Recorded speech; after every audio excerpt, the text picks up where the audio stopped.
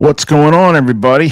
This is a spoiler discussion for Captain America Brave New World. All three of us have seen the movie. We're going to discuss it today. We're also going to talk about the box office. It overperformed from what people thought, despite the one of the lowest ranked movies on Rotten Tomatoes. So we'll discuss that. I think the majority of us are in the same in agreement about the movie itself. There's a couple things I texted Roxy about that. I don't think we're in agreement about it. So we'll battle it out on the air. But speaking about battling it out on the air, we've been building up this Yellowstone conversation forever with Rocha and Roxy. I want to see how that pans out today. Because, yes, they're on the show together.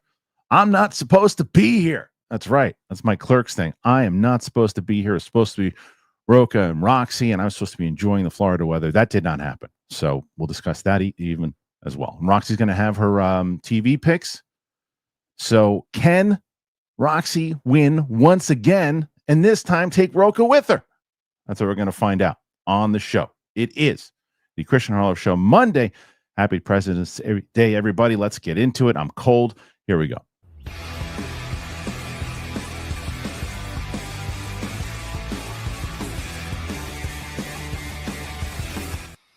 Welcome back, ladies and gentlemen, to the Kristian Harloff Show. I am joined on a Monday, as always, by the outlaw John Rocha. Hello, Rocha. Oh, it's me. Oh, you're giving yourself an applause. I like that. It's Johnny D. What's up, everybody? Nice to have you. Now, you were supposed to host the show today. I was. It didn't happen, and you were supposed to have this lovely lady with you, and there she is. So we finally, I said, even though I knew I was going to be here today, I was like, well, I can't take that away from the audience. I gotta keep the three of us on no matter what and keep you guys on. It was either one of two things. Either I was going to take myself off the show anyway and just let the two of you guys have a show, or I would be part of this, and I decided to be part of it. That's not your control freak nature. Welcome. No, so, yeah. I know. John, I haven't seen you in so long. I know. It's been forever. Wild. Really? Has it been that long? Yeah. Schmodown days, maybe? Yeah, probably Spectacular was the last time we tried. The last one. Yeah. Wow. That's I mean, we texted a little bit here and there, but we haven't even done a show together. So that is so odd for us. Well, there you go. Now that's not the case. You're in a million. You're on a million shows now, Roxy. You're everywhere. I don't know. Everybody keeps saying that, but I feel like I'm doing less shows than ever and doing more like social stuff. Oh, okay. Oh. Yes, I do socialize with my 97 and 99-year-old grandparents. No. I meant social. I meant like social media. I was in social media stuff. But no, I'm socializing left and right. I have a crazy socializing story for you guys. You want to start? Should we start with that? We can, but also I didn't know it was President's Day. How'd you know? Well, because most people have off today. My partner, the lady outlaw, has off today from UCLA, so that's how I knew it was President's Day. But I probably wouldn't have known it. Like I would have been like, whatever, Happy President's Day. I said, good to know. Well, there we go. Be here. Well, it is another reason why they incorporated the 3-day to a 4-day weekend, obviously, with what's going on with Captain America. And we're going to have a full kind of spoiler discussion today on the show. Then we'll get to TV, and then we'll see if you guys can hit those numbers where Roxy last week broke her record from the previous. She had 243. She's been whooping up on people, but this time she's with Rocha, although Rocha's got another shot because he's going to be on tomorrow with me. So that's true. No way. I might weigh her down, though. Roxy's a solo artist. She's great at it. So I know. No, you're definitely not going to do that. I feel like if we can't merge forces now, who can ever? Who can? It's the truth. Great point. This is the time to shine. It's the time to shine. We'll see if you can do it. So mega powers. Yeah, go ahead. I'm going to start with this, though. I'm going to start with the actual box office. Then we can get into the spoiler discussion itself. Captain America's box office, Brave New World, opens to a bullish $100 million in the U.S., $192 million globally. The superhero pick launched ahead of expectations, despite receiving a B- cinema score, which is the worst grade bestowed on any title in the MCU. I think that's crazy, by the way. It's crazy. I think that's crazy. We'll talk about it in a second. Captain America, Brave New World is looking presidential after all, as Marvel Studios attempts to reboot the franchise with an entirely new cast. The this year's first 10 poll is reporting a 4-day domestic opening of $100 million over the long Valentine's Day, President's Day weekend, including 88.4 for 3 days. The numbers should shift again on Sunday, but either way, it is coming ahead of expectations. Globally, it's starting off with 192.4 after launching to 92.4 million internationally. The movie scored one of the top domestic openings for President's Day holiday and the biggest opening of 2025 to date. Well, it's February. That's no small feat, considering that many critics dissed the movie. Nor were some moviegoers impressed. Brave New World received a B- cinema score from audiences, the worst grade given to any title in the MCU. Not all viewers felt the same, of course. Brave New World boasting a pleasant 80% audience rankings on Rotten Tomatoes. The movie's overperformance underscores the pent-up demand for a big event pick. It also underscores the value of appealing a ethically diverse cast, as well as kids and parents who love the film, according to Post-Track. This gives Captain America the advantage of playing as a family film. In terms of the ethnic breakdown, Black moviegoers, 23%, over-indexed by a large degree. Caucasians made up of 35% of ticket buyers, followed by Latinos, 23%, Asians at 10%, Native Americans, other per-exit polling service, Post-Track. The gender split was 62% male and 48% female, another sign that it is playing to a broader audience than just fanboys who can represent as much as 70% of ticket buyers. Okay, it's back to basics when it comes to the new movie. We all that stuff. All right, so John, what do you make of the box office? Because yes, 100 million over 4 days. Yeah. But I think it was projected at around, like, for the 3 day about 85, and it does 88. So yeah, exceeded it, but 3 million more, which is still, and I still don't buy the whole. It only cost $180 million to make. But but overall, this is. I mean, if you're Marvel, you're pretty happy with these numbers, right? I think you're happy for the opening weekend, but right. I think you're also dreading a little bit that these numbers are higher so that when they drop next weekend, it isn't as much of a hit. I will say, though, that what you laid out and what THR writes really well, laying out the demographics, I think is super important. I love that I hope that keeps continuing to be a thing that they do, because I think it's a great way to track who's going to see these things and consistently who's going to see these movies and at what numbers. And I love the fact that there are a lot of women who went to see this movie along with a lot of the guys. So I'm a big fan of the numbers as they've come out. But this is good considering all the drama that was going on behind the scenes, the rumors of the reshoots, all this kind of stuff. And look, the critics, it's clear it's a 50% split, it seems like, from Rotten Tomatoes. On the audience side, it's 80%. So clearly a lot of people who went to see it, or not critics, enjoyed the film. But we do know when a film like this has a low critic score, especially in the Marvel universe, it's really hard to overcome it, to get the casuals to come in and keep coming back over and over and over again. So I'm going to be much more curious to see how the second weekend goes down. But as far as this weekend, I think they can enjoy it for a few days. But once Friday hits and Saturday hits of this week, I think they're going to know for sure if they've got themselves a bomb or a film with legs that fan bases are ignoring the critics for to go see over and over again. Roxy, what do you think of these numbers?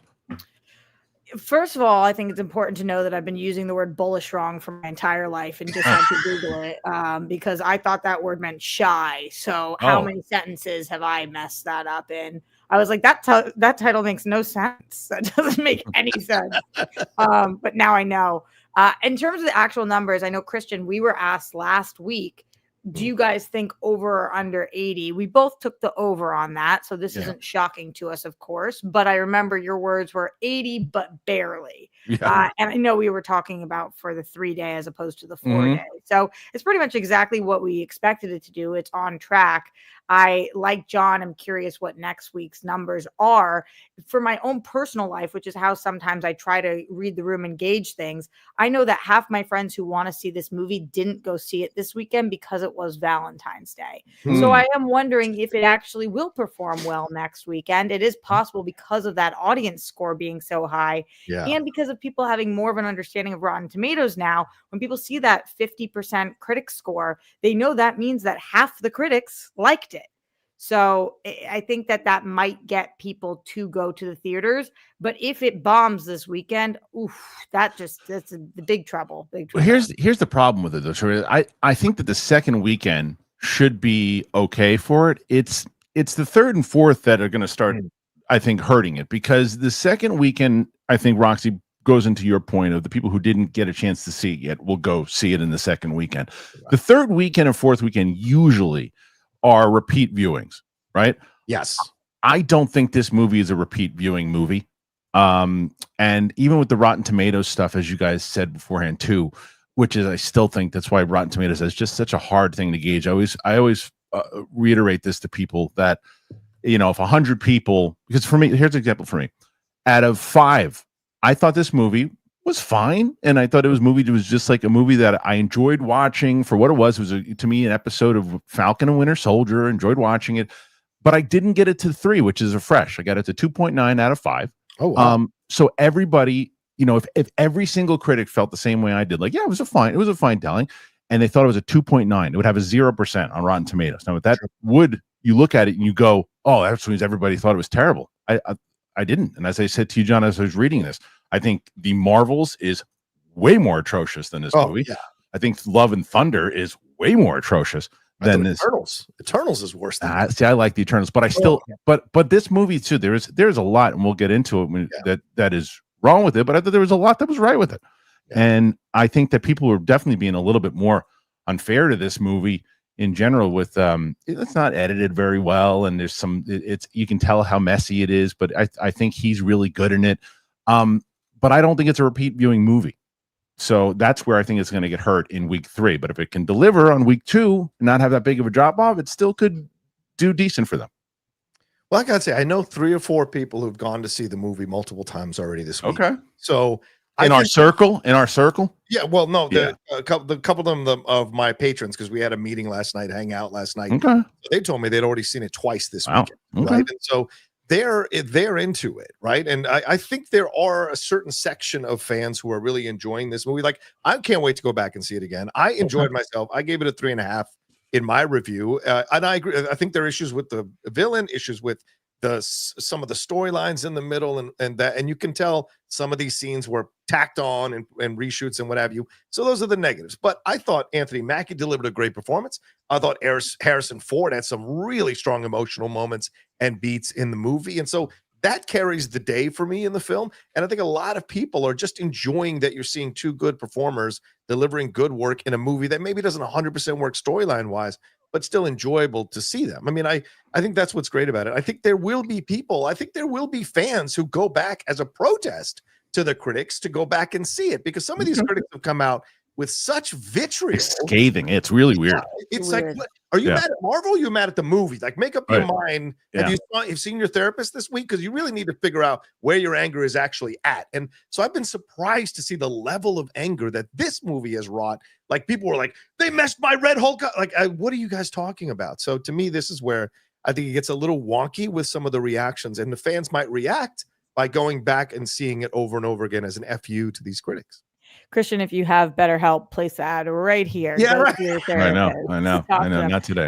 I was really surprised. When I walked out of the critics screening, I thought to myself, this audience score is going to be significantly lower than the critics score. Oh, wow. I thought that because I feel like when there are movies like this that audience is deemed to be controversial for XYZ reason, aka because sorry, Kristian, because we had a black cap, I thought that this was going to be audiences were going to bomb this without even seeing it. We're seeing it on Twitter. We're seeing it all over the place, where like even my review, people have been nonstop messaging me. You shill, you got paid for this. You guys know the classic things. Yeah. And I didn't, and I'm not, but that's fine. It's just what I thought the audience score was going to reflect. The mass amount of fans who didn't actually end up seeing this movie, who just were pissed about the America comment that, Kristian, we spoke about on this show. Yeah. They were pissed that Anthony Mackie was Cap. They were pissed about the reshoot. They were pissed going into it. So I was like, this is going to have a low audience score. Mm-hmm. Then when I saw the audience score, I kind of was like, did the opposite happen? Has everybody in this audience score actually seen it? Because the audience score is so high that I was like, what is it being flagged the other way? I think it is being flagged the other way, and I think it's kind of what John said before, right? Because I think that this to me really well. I was going to say it screams snooty critic, right? It was off the top of it, because I could potentially see myself if like, could you see this as a 7 out of 10 or 3 out of 5? Sure. If I needed to. I just didn't feel, because it was so messy and the villain was so bad. And I know, Roxy, we can debate about this later. I really like Danny Ramirez. I thought he was terrible in the movie. I thought he was terrible. No way. I thought he was terrible. Oh my god! I thought the Terrible. chemistry wasn't that great. No, it was so bad, and it was. my favorite part of the movie. I know. I thought he was so bad. The timing was off. He wasn't Oh funny my at god, all. the timing was perfect. I was cracking up at him. That's crazy. Oh yeah, I thought he was so bad. That's And so, and I mean, art obviously is subjective, but that is crazy to me. I actually thought it not heard that hurt. take. I actually thought it hurt his star power, this movie, more so than gained on it. So But you knew him before this? oh yeah, Top Gun Maverick. Barely. Yeah, but he was Falcon and Winter Soldier, and he was great in Also Falcon and barely. Winter. Yeah, but no, I just thought he was. It's funny because when I saw Falcon and Winter Soldier, I said, oh, this guy could be. Just give this guy more to do. And then after I saw the movie, I was like, don't give him any more to do. Oh my god, that's no. Walking out of my screening, he was #1 most talked about, like raving about. From you?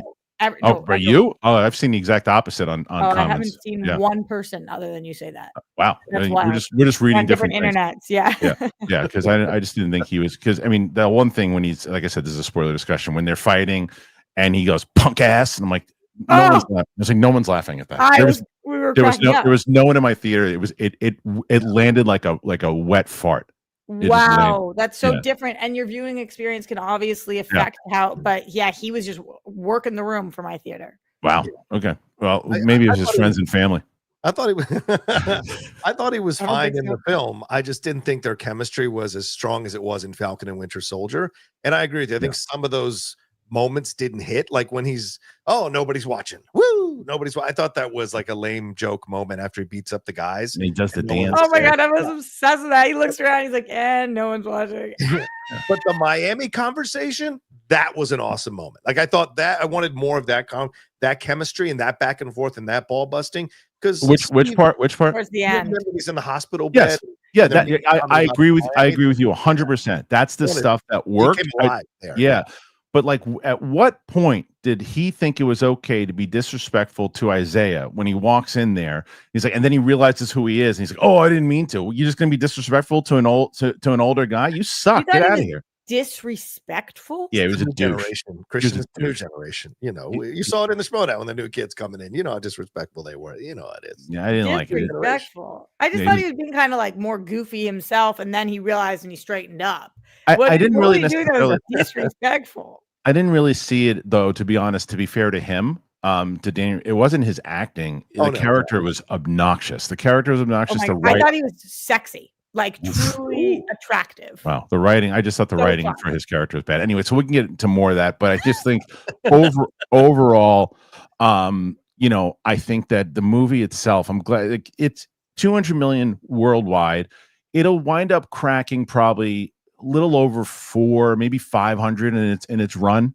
Maybe, John. It's not great. I mean, you want 750 for a Cap film. No chance. But I don't think it will get 750 because of all the negatives against it. Yeah, go ahead. If it does crack 500, do you think that they're happy that it made it did that? Do you think that even means that it made its money back? No, because here's the thing. Like, let's say we believe them that this movie cost $180 million.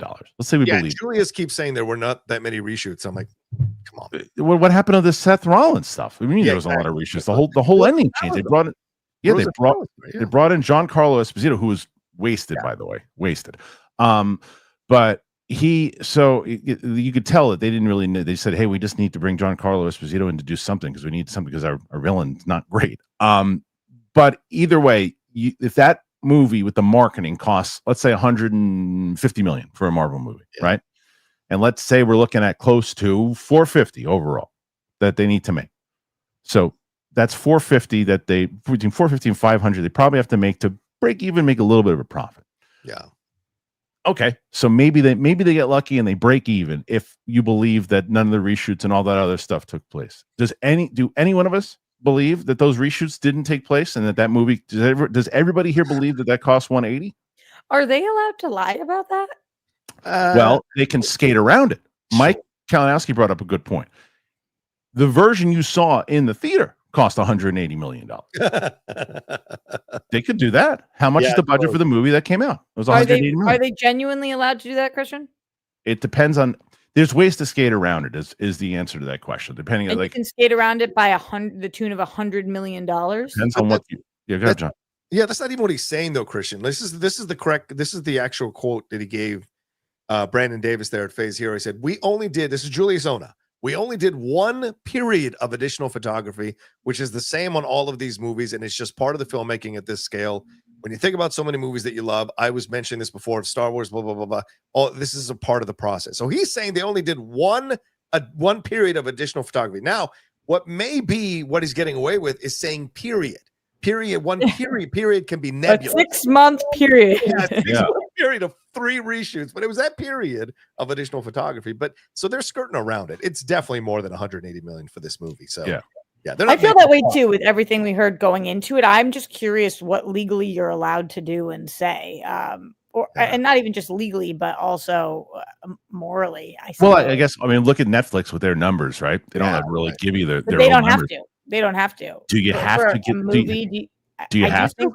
I think you have to report the budget of your movie. We've never seen a movie not reported. Well, yeah, that's true. But I guess maybe they have, but it's I don't know the real answer to it. I'm not going to pretend that I do. The accountants, man. Yeah, it's like that's the other thing. What could you get away with? What kind of cuts did you make and all that stuff? But either way, the thing will probably wind up making around 500 million overall. Which, and if you're Marvel, you're saying, okay, look, it didn't do $150 million worldwide. That's good. That's a win. People and the audience likes it. That's what who cares what the critics think about this? The audience dug it.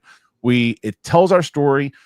And I think that what it did well, and we can talk about that heavier into the spoiler conversation of it all, is that I think what these other movies haven't done very well, it started to set up where we're going in the future. The stuff with the X-Men and Adamantium, and the fact that the whole point that Cap is going to be leading the Avengers now, and then the end scene with Rotten Brain where he says the whole thing at the very end when he's like, there's things coming from other dimensions. Like, oh, okay, so I see what you're laying out. Yeah. So you're Marvel. You're like, good. Okay, we did what we had to do. Let's get to Thunderbolts. Now, Thunderbolts is probably where they're going to go. Oh, it's a good movie. Please, people care. Yeah. What's up with Bucky and Thunderbolts? How are we getting there? How are we getting there? How are we getting there? He loses the election, clearly. And then 180's back. He's like, oh, bummer, I lost. I guess. Maybe. Yeah, I don't want any more keywords or code words or anything too, because that's essentially what happened again with Isaiah and and Cap in this one. That was one of the things that the writing was not great in this movie. It was it repeated a lot of the same bits. Yeah, you're right, Kristian. There were 6 writers on this thing, and so you saw that. But listen, I think you can say Marvel, but I think Malcolm Spellman has to take a little bit of the punch on the chin here as well. I mean, he did Falcon and Winter Soldier, and he was a writer on this particular film, and he was the showrunner on Falcon and Winter Soldier, and that show brought up a lot of interesting issues of being Black in America and then being a Black superhero in America, but didn't really explore them as deeply as they should. And then when you go into this Brave New World, there's the stuff with him and Isaiah, Sam and Isaiah. There should have been much more of that explored. Even throw in Danny as a Latino guy represented. What's it like to be in this situation? There was so much more that could have really delivered a much more deeper film. They just kept touching on things and not following through. Same thing with Sabra, right? She's an Israeli Secretary of Defense for how the hell does that happen? I know. What is all of that? But they just like Disney likes to do, they like to touch, they dip their toe in, but not the whole foot. And they think that's enough. And that ends up insulting a lot of people who are like, okay, they're going to explore this. And then they don't. So, and that's the writing, really. Good, right? I do really agree with exactly what you just said, John, in terms of my criticisms for this movie, which I didn't think was a perfect movie. Right. If I like a movie's characters and I like its themes, I'm going to like the movie. Mm-hmm. Yeah. But that doesn't mean that this was the best version of the movie that we could have seen. Right. There was so much more to do. The Cap Isaiah stuff is, of course, the best part of the movie. Yeah. It's part of the movie. Yeah. And it's not just because when you're watching Isaiah, we do have all the backstory of the TV show, which is, I think, my favorite of the MCU TV shows. Obviously, I'm not talking about the Netflix shows. But I think that when we're watching him, we make the comparisons to what's going on here current day, to what's going on in this world, to how do we justify our actions and how do we rectify our actions as a nation, as a world. And I was really curious about a lot of those themes in the show and then in this movie. And I was really excited that we did touch on them. Do I wish that we touched on them 50 times more? Do I feel like we could have just dug so much deeper and eliminated other storylines in order to dig deeper? Absolutely. And even in this, we do get a lot of references to Sam not feeling good enough as Cap, but it's more about having not taken the serum and less about what it means to be a Black Captain America in America. So there was a lot more that I do feel like they could have explored. But I was grateful for the messages and for the themes that they were trying to explore. And there wasn't a single character in this movie that I was like, oh, I can't stand that character. And because of that, this is definitely, it was good. It was good for me. Yeah, and we'll get into more that. We're kind of going to go through the beginning of the movie itself and kind of go through our journey of what we liked, what we didn't like it, and we'll do a full spoiler conversation in just a second. Before we do that, I have told you guys I'm so pumped to have Trade Coffee back. I love Trade Coffee. And I got Trade Coffee, I got HelloFresh, I got Robinhood, I got them all for you. And if you want to help out the show, here's how you do it. All right, coffee drinkers, I'm sure you're like me. I start the morning and I need my coffee. I got to have 2 cups. That's what I do. Leave me alone. Don't bother me until I have my coffee. And for the longest time, I kept saying, I don't know. I don't like that bag of coffee. I don't like that one. That one's just decent. I have not been like that in a long time because I discovered Trade. And once I did, I'll never go back. It is a coffee subscription service that delivers freshly roasted coffee straight to my door. I love it. Trade is the #1 U.S. specialty coffee marketplace. It brings you fresh coffee from over 50 of the country's top roasters. Every bag is roasted to order. You'll taste it. You smell the difference from your very first cup. It just lights up the room. I'm telling you, this is so fresh. I feel like a coffee connoisseur now after being with Trade for so long. I just dig the different kind of blends. There's things that I thought I would never like that I've tried and now I love. And you have such a great menu and things you can just browse on their site and they'll fit it right to your taste. It's brilliant. I love Trade. You guys know I do. I rave about it. It's like Christmas time every time I talk about Trade. Now, Trade is exclusively offering our listeners 40% off your first order at drinktrade.com/Kristian. Did you hear what I just said? That's drinktrade, TRAD.com/Kristian for 40% off your first order. drinktrade.com/Kristian. Do not miss out on Trade. You will thank me for it. I promise. I'll tell you. Eating healthier has been getting easier for me. HelloFresh, it's the best. I just am tired of figuring out over and over and over what's for dinner every night, what's for dinner, especially on the busy weekends. You just get dinner done easy thanks to HelloFresh. It's got a new read-made meal going right from the fridge to your fork in just 3 minutes. It is high-quality ingredients and restaurant-worthy flavor that you expect from HelloFresh, just with none of the work.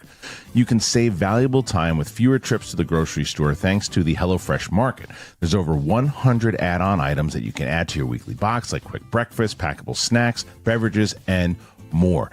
They are the best. I just love having them, and it's so convenient for me because I have a busy schedule, and HelloFresh makes it easy. You can get up to 10 free meals and a free high-protein item for life at HelloFresh.com/HelloFreshPodcast. 1 item per box with active subscription. Free meals applied as discount on the first box. New subscribers only, varies by plan. That's up to 10 free HelloFresh meals. You got to go to HelloFresh.com, HelloFresh Podcast. It is highly encouraged. HelloFresh, America's #1 meal kit. Robinhood Gold. With Robinhood Gold, you can now enjoy the VIP treatment, receiving a 3% IRA match on retirement contributions. The privileges of the very privileged are no longer exclusive. With Robinhood Gold, your annual IRA contributions are boosted by 3%. Plus, you also get 4% APY on your cash in non-retirement accounts. It's over 8 times the national savings average. The perks of the high net worth are now available for any net worth. The new gold standard is here with Robinhood Gold. To receive your 3% boost on annual IRA contributions, sign up at Robinhood.com/gold. Investing involves risk. Rate subject to change. 3% match requires Robinhood Gold at $5 a month for 1 year from first match. Must keep funds in IRA for 5 years. Go to Robinhood.com/boost. Over 8 times the national average savings account. Interest rate claim is based on data from the FDIC as of November 18th, 2024. Robinhood Financial LLC, member SIPC. Gold membership is offered by Robinhood Gold LLC. Thank you to Robin. Thank you to HelloFresh. And of course, Trade Coffee. Do me a favor. The links are in the description. I'm telling you, you want to help this show out? You want to get yourself something wonderful? I'll give you 3 things to do. And I'm not bullshitting you. I'm telling you the truth here. You got to help us out and you're going to get yourself something wonderful. Do it. Let the English see you do it. Right. Braveheart, baby. I love it. So, Have you never heard him say that? No, I've never heard him say it. I oh say my it all the God. time. I say it all the time here in the house with Lindley. I'm like, do it. That's let crazy. Let the English see you do it. They think we're on our way. Okay. So we're going to get into the actual spoiler discussion here because, and that was the other thing is that, so the 2 scenes that they released in the theater You were just spoiling. What? I know, but I mean the full spoiler discussion. But I thought that, when they released the 2 scenes that they released, I thought were really like bad as far as what they were trying to do. It's like, why you want to get people excited? I think, especially after seeing the movie, there are other things that they could have shown to get people excited for that film. But the 2 things that they showed, you're talking about. They showed the 2 scenes they showed. You and I are not in agreement with it, but I'm telling you, the majority of people and a lot of people I saw in the comment section were in agreement that the Danny Ramirez dancing scene with the Cap fight, which he's talking in between the fight, and then for some reason the motorcycle guy just drives off to the side, doesn't even get hit. It looked terrible. It was terribly directed. It was sloppy. So people are like, oh no, you look at the comments on that scene that they released, it's bad. And then they showed the scene with Harrison Ford talking to the Secret Service agent, who she could have been combined with the Black Widow agent. You could have combined those roles together because I didn't see the purpose of the Secret Service agent. You could have given her more to do or given her less to do. But the scene with them in that treadmill scene, when it was like, that's what you're releasing. First of all, there's no context to it when you don't know everything that's going on with the fact that Japan thinks that there's stuff going on with the adamantium and the stolen stuff, which I liked, but you have no context to it in that scene. They released that. So those 2 scenes, I go into the movie going, what is going to happen in this movie? Is it a representation of the whole movie? It's not. It really isn't. Like, where did they release those? On YouTube? How long in advance? And it was on Twitter. It was on Twitter and social. Yeah, it was like a week. Yeah, on YouTube also. It was like a week before. It was like a week before. But I went in and maybe it helped. I don't know, because I was expecting it to be terrible, and I'm like, it's like an episode of Falcon and Winter Soldier to me. I'm like, this is fine. And as I'm watching it, it's because I realized I like Anthony Mackie as Sam. I do think that they stripped away a little bit of his fun. Yes. Because I was talking to Luke about this, because he's kind of like stoic now. Because he has to be, right? He's got this burden of being Cap, so you take away that fun thing of him, but he's trying. He's having. Maybe that's why they threw those lines in there when he's beating the guy up and he's, whatever it might be. But there's that whole thing of you find the adamantium. He's got to capture it. Giancarlo Esposito is kind of, like I said, he's just he's kind of incompetent. He doesn't get really, and he's just menacing because he's Giancarlo Esposito, and he can be menacing, but like he's not. The character's not menacing. That was a really smart choice by them, though, because they didn't have much time to explain. So you have to cast somebody that immediately we know who this person represents on screen. Like, and that might be considered lazy. I understand, but I was grateful that was not another actor, because we didn't have time, and I needed to know dude's bad and a little quirky, and immediately when you see him. Right, but he's just not intimidating because, like, he doesn't ever get anything done. His first mission fails, his second mission fails, and then he kind of runs away. I'll get you, Cap. Shakes fist.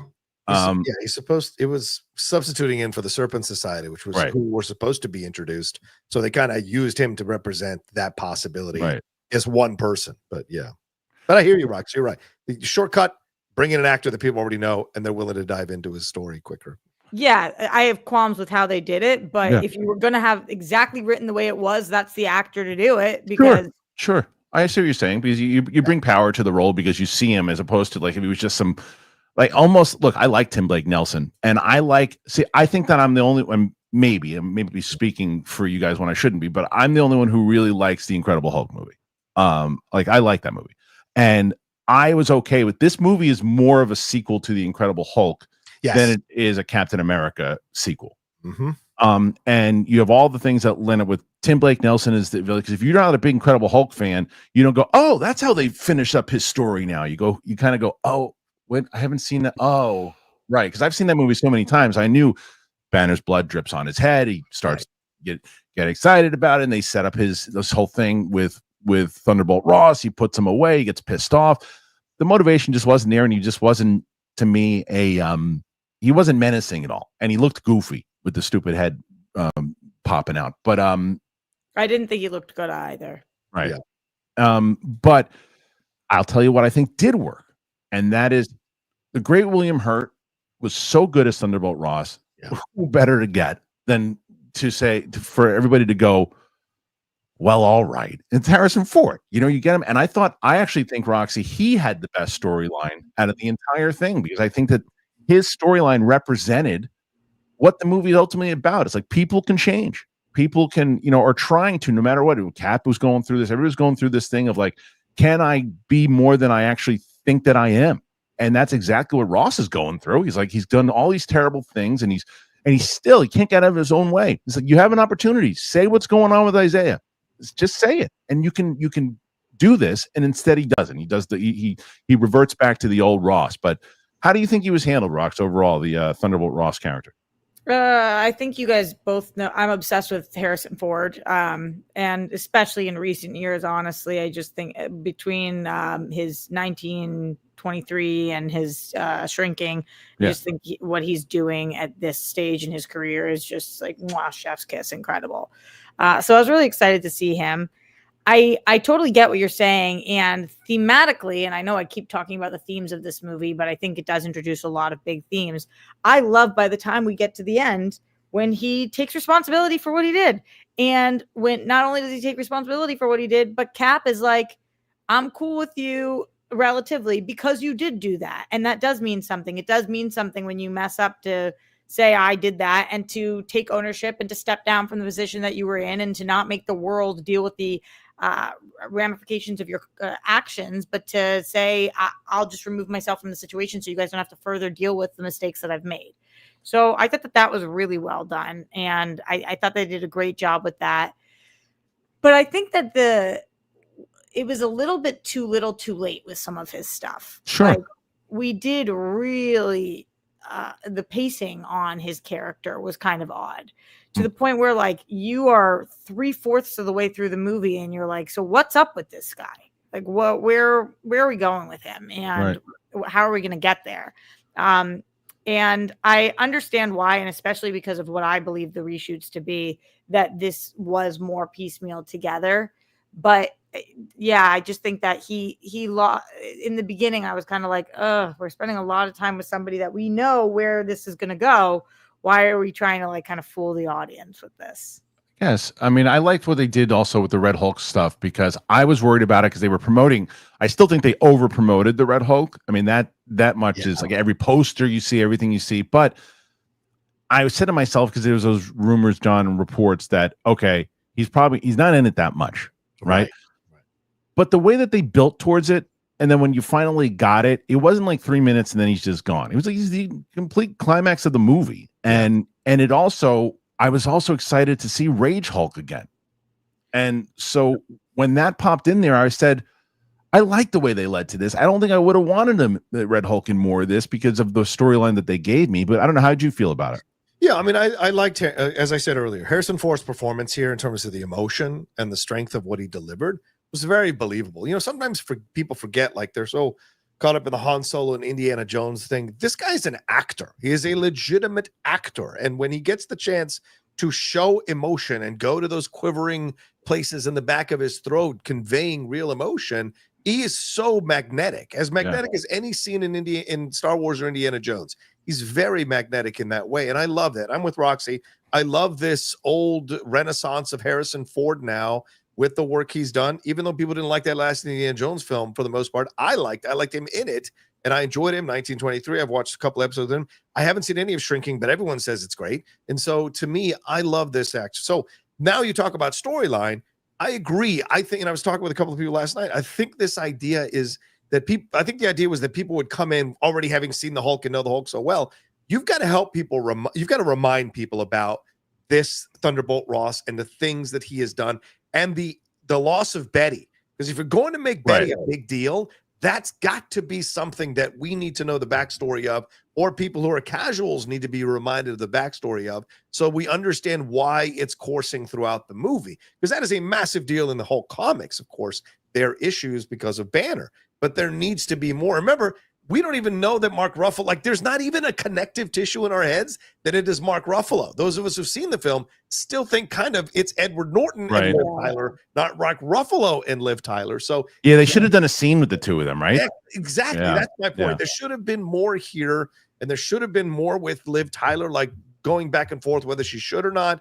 And all the stuff with Sidewinder, you could have lost Giancarlo Esposito. I think you could have had confidence that both of these storylines, Sam struggling with the Shield yet again and struggling to represent and really reaffirm himself, and Ross struggling with the idea of convincing people that he has changed, but he also has these sins of the past coming back to haunt him, which is the stuff he did with the leader. Because there is no comeuppance for him about what he did with the leader, because the leader keeps saying, I helped him get into this position, and we don't know how he did it. We don't know all the nefarious shit that Ross did in the past. So it would have been good for us to know a little bit more, so that we as an audience are questioning his change all the way to the end. And when he becomes Red Hulk, we're still questioning until him and Sam have that come to Jesus moment at the end. So yeah, there was more here, but the performances I thought were great. Yeah, it's a great point though too, because I mean, I knew again from knowing the Incredible Hulk so much, that's where he's the William Hurt Ross has had is he's got this back and forth, and he's more. I mean, he gets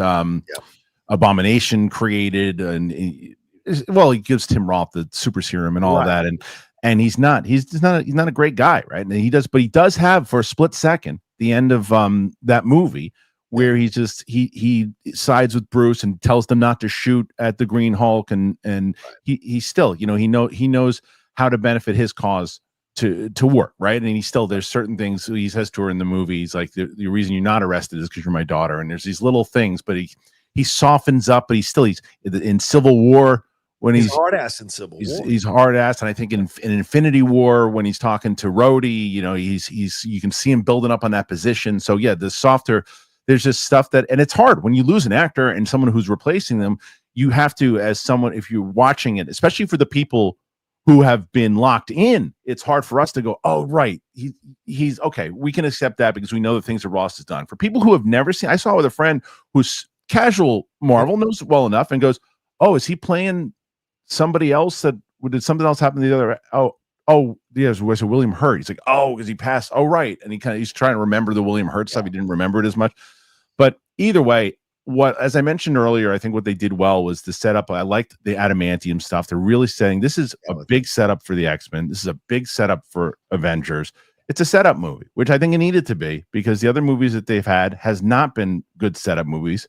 I can't remember who I was talking to. Someone's like, oh, I don't think they set up anything in this movie. I was like, what the hell are you talking about? They said this all they did was set up stuff. It was definitely a building block. And I think that we see even toward at the end when we're going into the post-credit scene, which we haven't talked about, but we'll get there, I'm sure. But everybody in my theater was predicting in the post-credit scene, like, oh, who from the Avengers are we about to see? Because this is setting up for that, which they didn't do, but obviously we'll get to. Going back to the Red Hulk stuff for 1 second, because I'm glad that worked for you guys. A lot of the Red Hulk stuff is the stuff that worked the least for me. If you're going to tell me that we're going to have a massive Red Hulk fight at the White House, and that's our set piece, I'm going to need you to use the White House. Like that was so underutilized. We made so many cool choices for where things were going to be. And that, like the cherry blossoms, the White House, and then some of that stuff is the stuff that looked the worst to me. And that was quite a bummer, because you did make us wait so long for Red Hulk, which I'm not saying that they needed to introduce earlier, but if they had introduced earlier, maybe it wouldn't have been such a disappointment when we are just like stomping on top of the White House and not doing anything inside throughout. It was just kind of like a Hulk smash on top of the White House for one moment. And I was like, oh wow, I really didn't like the chaos of that though. The fact that like it was like I almost liked that they didn't spend too much, make it like a set thing. Like it was just an afterthought for him. He's like, get out of whatever's in my way, and just completely annihilates the White House But within nobody seconds. seemed to even be concerned about the White House. Nobody was like, Right. "Oh my Right. God, that's the White House!" Like the stakes felt so low for a Right. man for a president who has just smashed the entire White House. Like, And I ruined, and the legacy was ruined, as you know. I don't even remember what the hell is the bad guy's name again in this. I don't even remember. Leader? The leader, sure. yeah. So Samuel Stern. Samuel I Stern. thought that was. I wish that we used the White House more. You know, like there's very famous rooms in the White House. There we could have seen the paintings destroyed, statues destroyed. There's so much to do with the White House. We could have seen the reaction of all of these people, like, "Oh, what are we going to do without the White House?"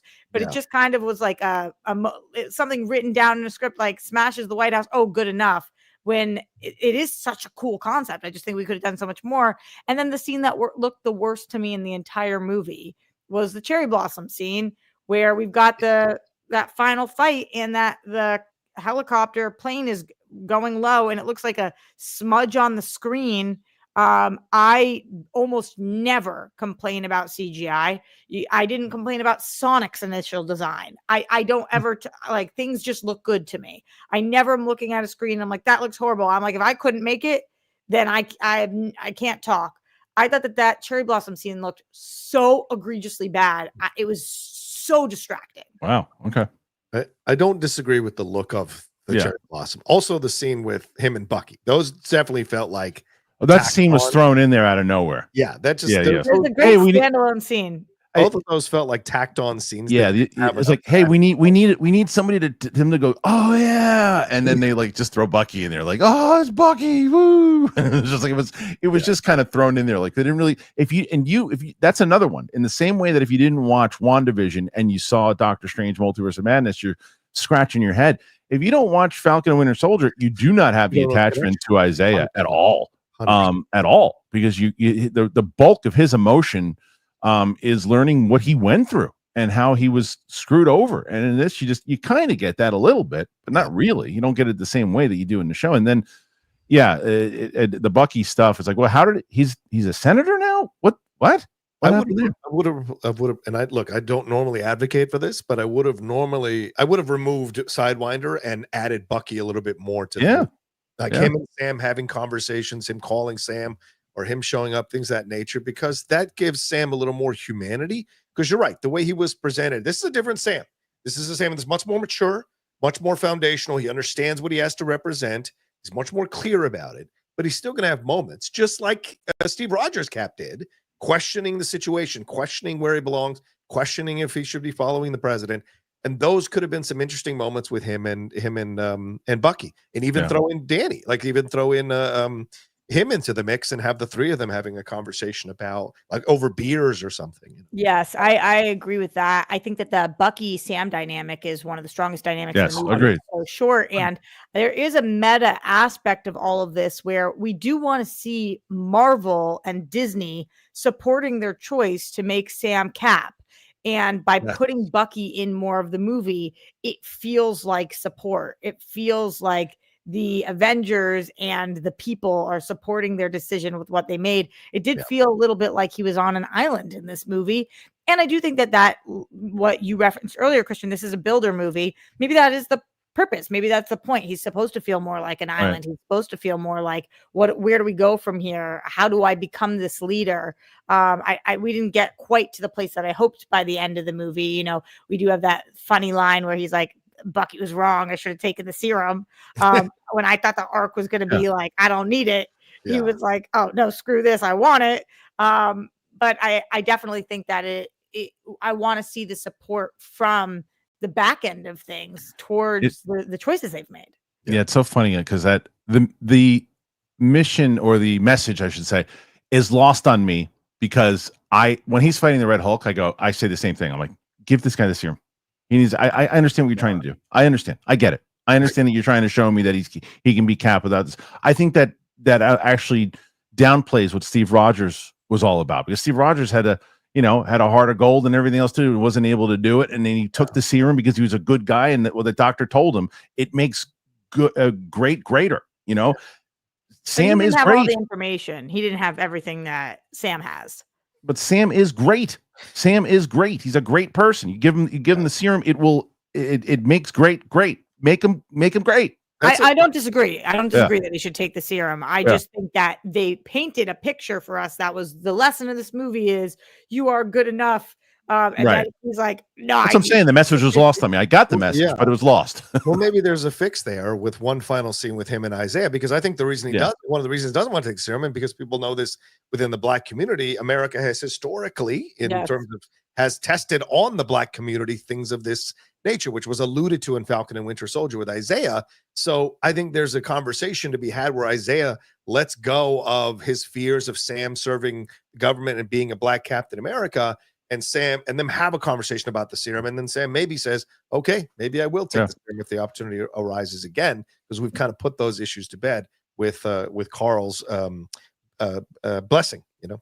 Yeah. How did they get the guns into the White House? 6 of them. Which ones? Which one do you talk? Which scene?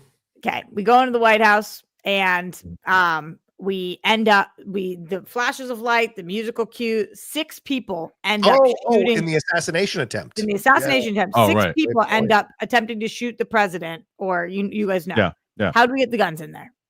Right. Well, I mean, wasn't one of the guys that was under the spell? Well, I guess it didn't really matter because the spell was activated. So I don't know. When Sabra was looking through the footage, that the guns were placed in certain places already in the White House. So they were. But still, how'd they get in there? Brought in by somebody who brought the guns in. Right. That's a great point. It was distracting to me at some point. Again, as somebody who liked this movie, I gave it a lot of leeway because I was enjoying myself. But I'm well, that's true. So someone said a lot of them were Secret Service already. They yanked them off. So they already well, some of them were.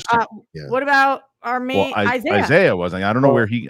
Famous saying is Isaiah grabs a gun off a nearby guard. The camera makes sure to stay on him. So that's probably where he got the gun. Maybe if I watched it would make more sense. But like, you have 6 guns. Well, that's what I said. All the people that minus Isaiah were Secret Service. So that would make sense. Guys was a military guy, so not like a Navy or something. So that would make sense. But all right, listen. So I want to get into the post-credit scene, and then we're going to get to Roxy's picks, and then we got the questions because you guys together. I'm not surprised. We're not even into the thing yet. 128 questions already. Ooh. So we got to get through these. That's a lot. We got to get to 300. Come on, everybody. Stop 300 around. Wow. It's a day off. Stop messing around. And 300. President's Day. Everyone knows that.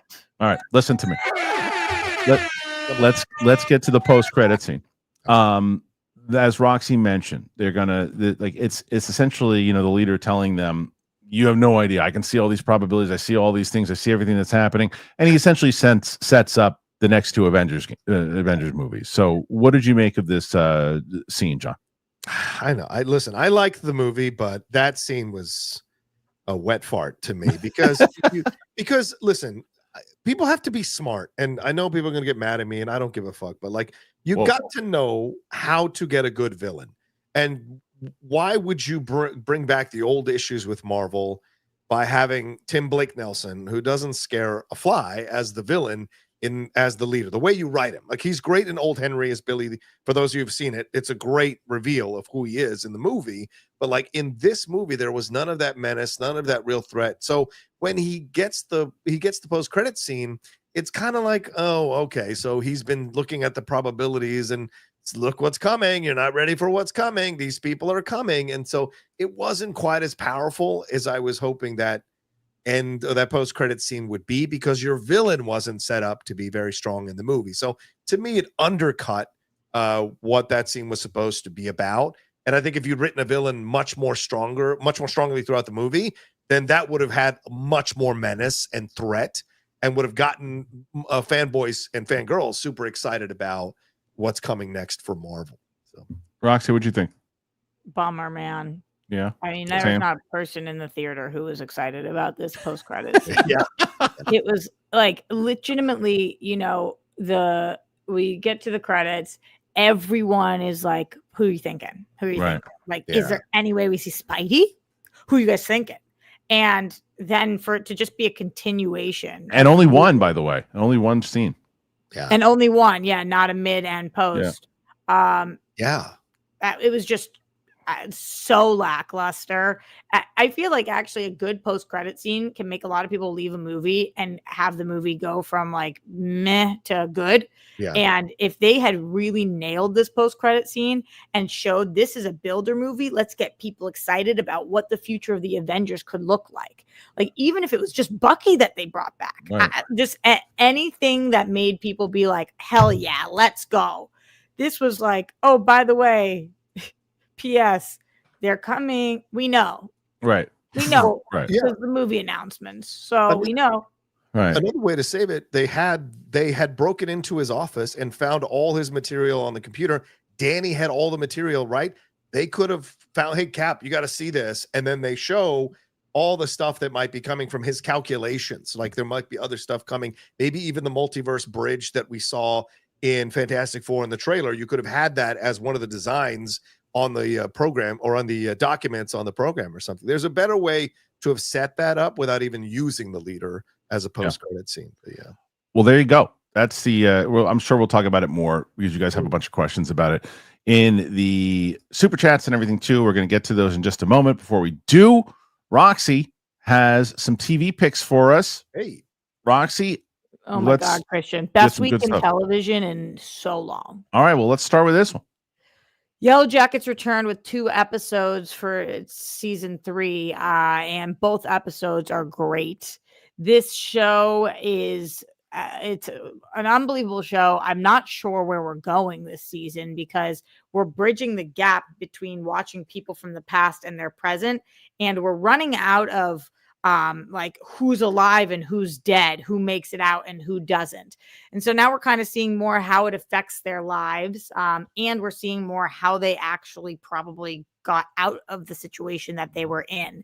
So I think that this is excellent. I like watching what they're doing with the coach and putting him in a different location and seeing like the anxiety that comes up and the lack of trust between the girls and him. Also there's experimenting with drugs, talking to nature. There's a lot of cool stuff going on, and this show came back with a bang for sure. Okay, so that's Yellow Jackets. After that, I'm bringing up the Kardashians on this show, which I almost never bring up because the first 2 episodes of this season, we get a Chloe and Lamar reconciliation of them meeting up for the first time in 9 years. Do you guys know anything about this? No. Yes. Oh my. I know of their relationship. I don't like this show, but I know of their relationship, which is a super messy relationship. So it was absolutely super messy. And the last they spoke almost a decade ago, he obviously was still in his rehab where she rehabilitated him after his horrible 4-month stint there after the incident. So it was crazy to watch them connect again, and she had saved all of this stuff from him. It was I didn't ever watch an episode of Keeping Up with the Kardashians. When this moved to Hulu, I had to cover it for work, and then I became absolutely hooked on it because it does a lot of showing behind the scenes of like SNL and all the things that they do, which I am interested in, but I never really care about the inner relationships. But this one was crazy to watch. Man, it was a wild 2 episodes. Okay. So and we saw Kim Kardashian behind the scenes of her at the roast of Tom Brady, her talking about getting booed. And that was really interesting, her take on that as well. Okay. Next one after that.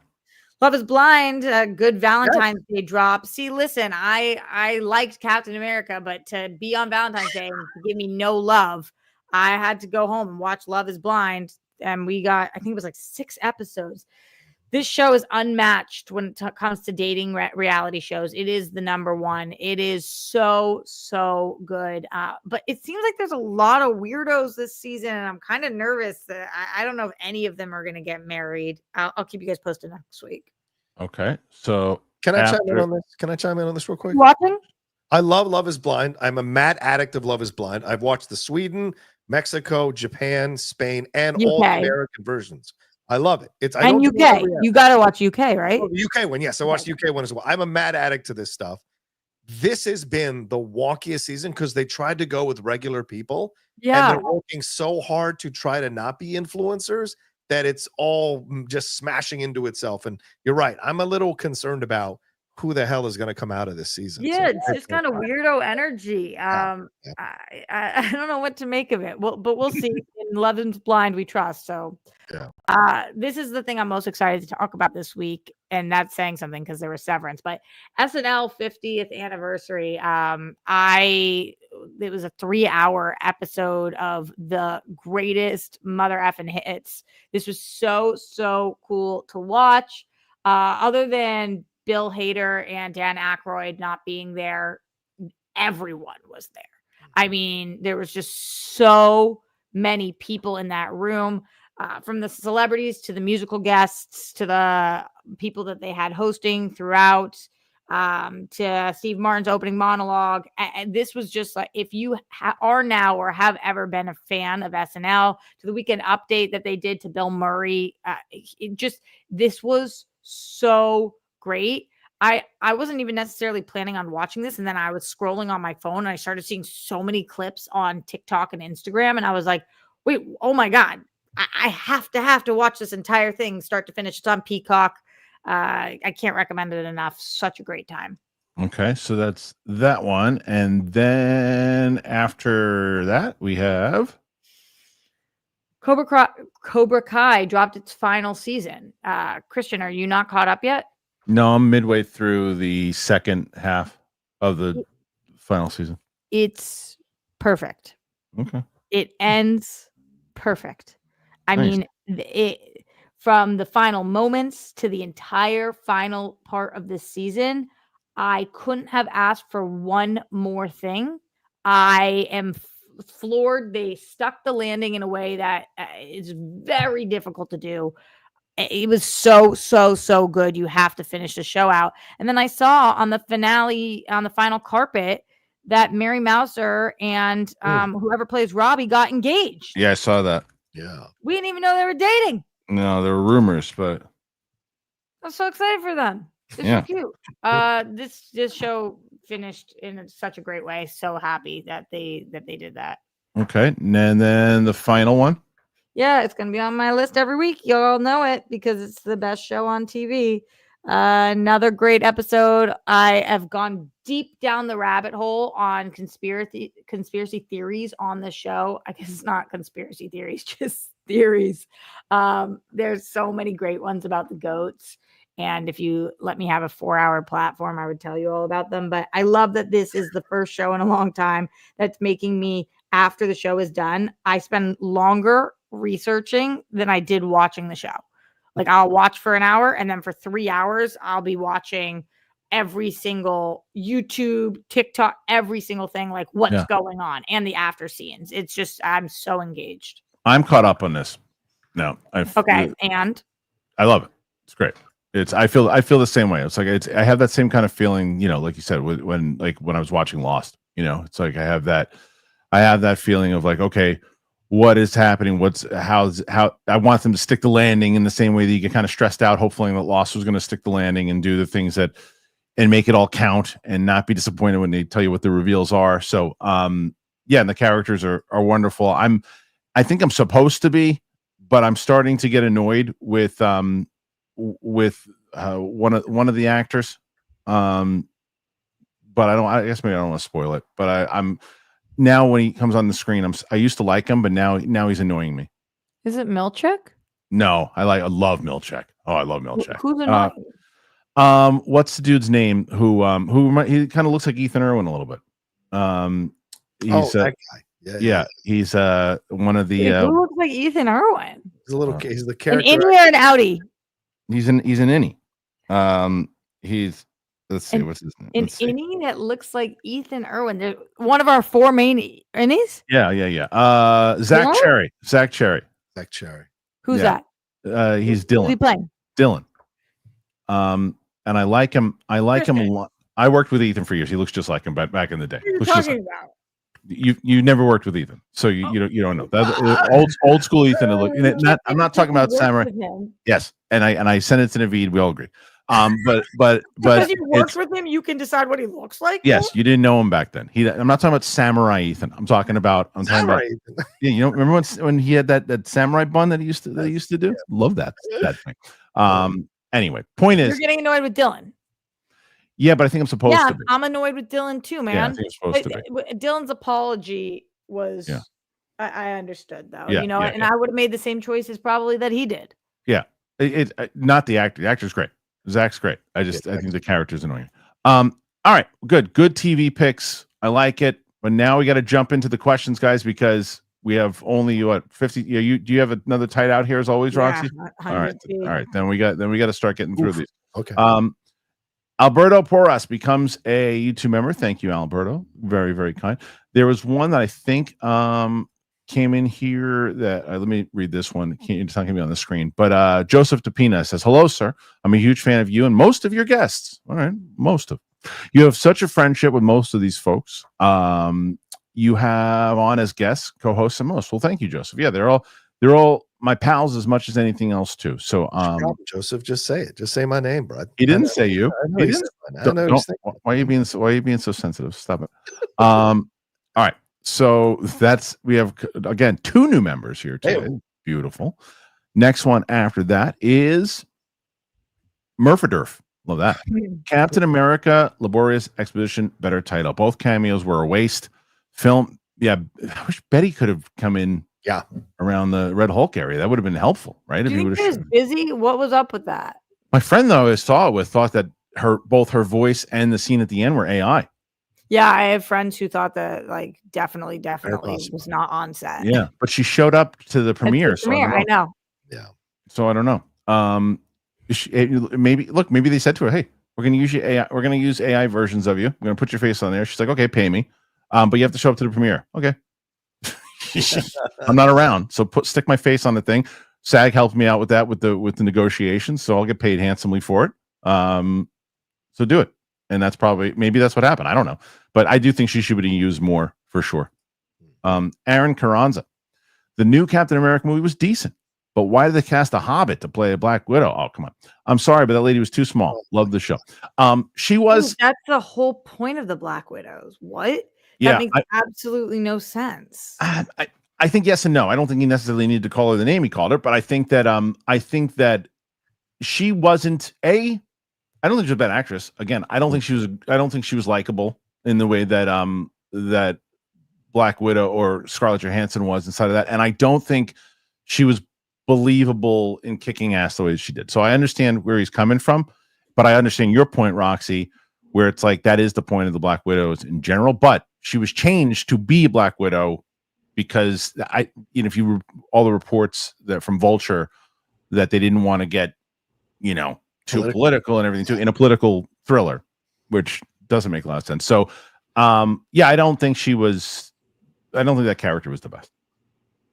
It's not her fault. I think wasn't written that well, and they clearly edited her out of the movie. So she's like popping in, and there's not enough of a through line. No. I hate comments like this. It's just like, why did you need to be so disrespectful to her? Yeah, you didn't have to call her a name. I mean, to go at the top, you could have just said it. You could have said, I thought that she was a little small to be believable at kicking butt.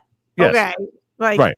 To which I agree with, but I don't agree with. She ended up actually really working for me. At first, I was like, "What's happening here? Why do we have this character?" And then she did work for me, but I could see it not working for somebody. Yeah, but I don't think you need to call her a name in order to do it. Yeah. Okay. Next thing will be Aaron Carranza. Kristian will always be the original Big Balls. That's right, and we can't forget about Rocha, aka Little Weebles. Love the show. Thank you. I got you, little Weebles. Come here, bring your face here. Weebles. Probably didn't mention me because I'm too big of a hobbit for you. Hey. Simon section.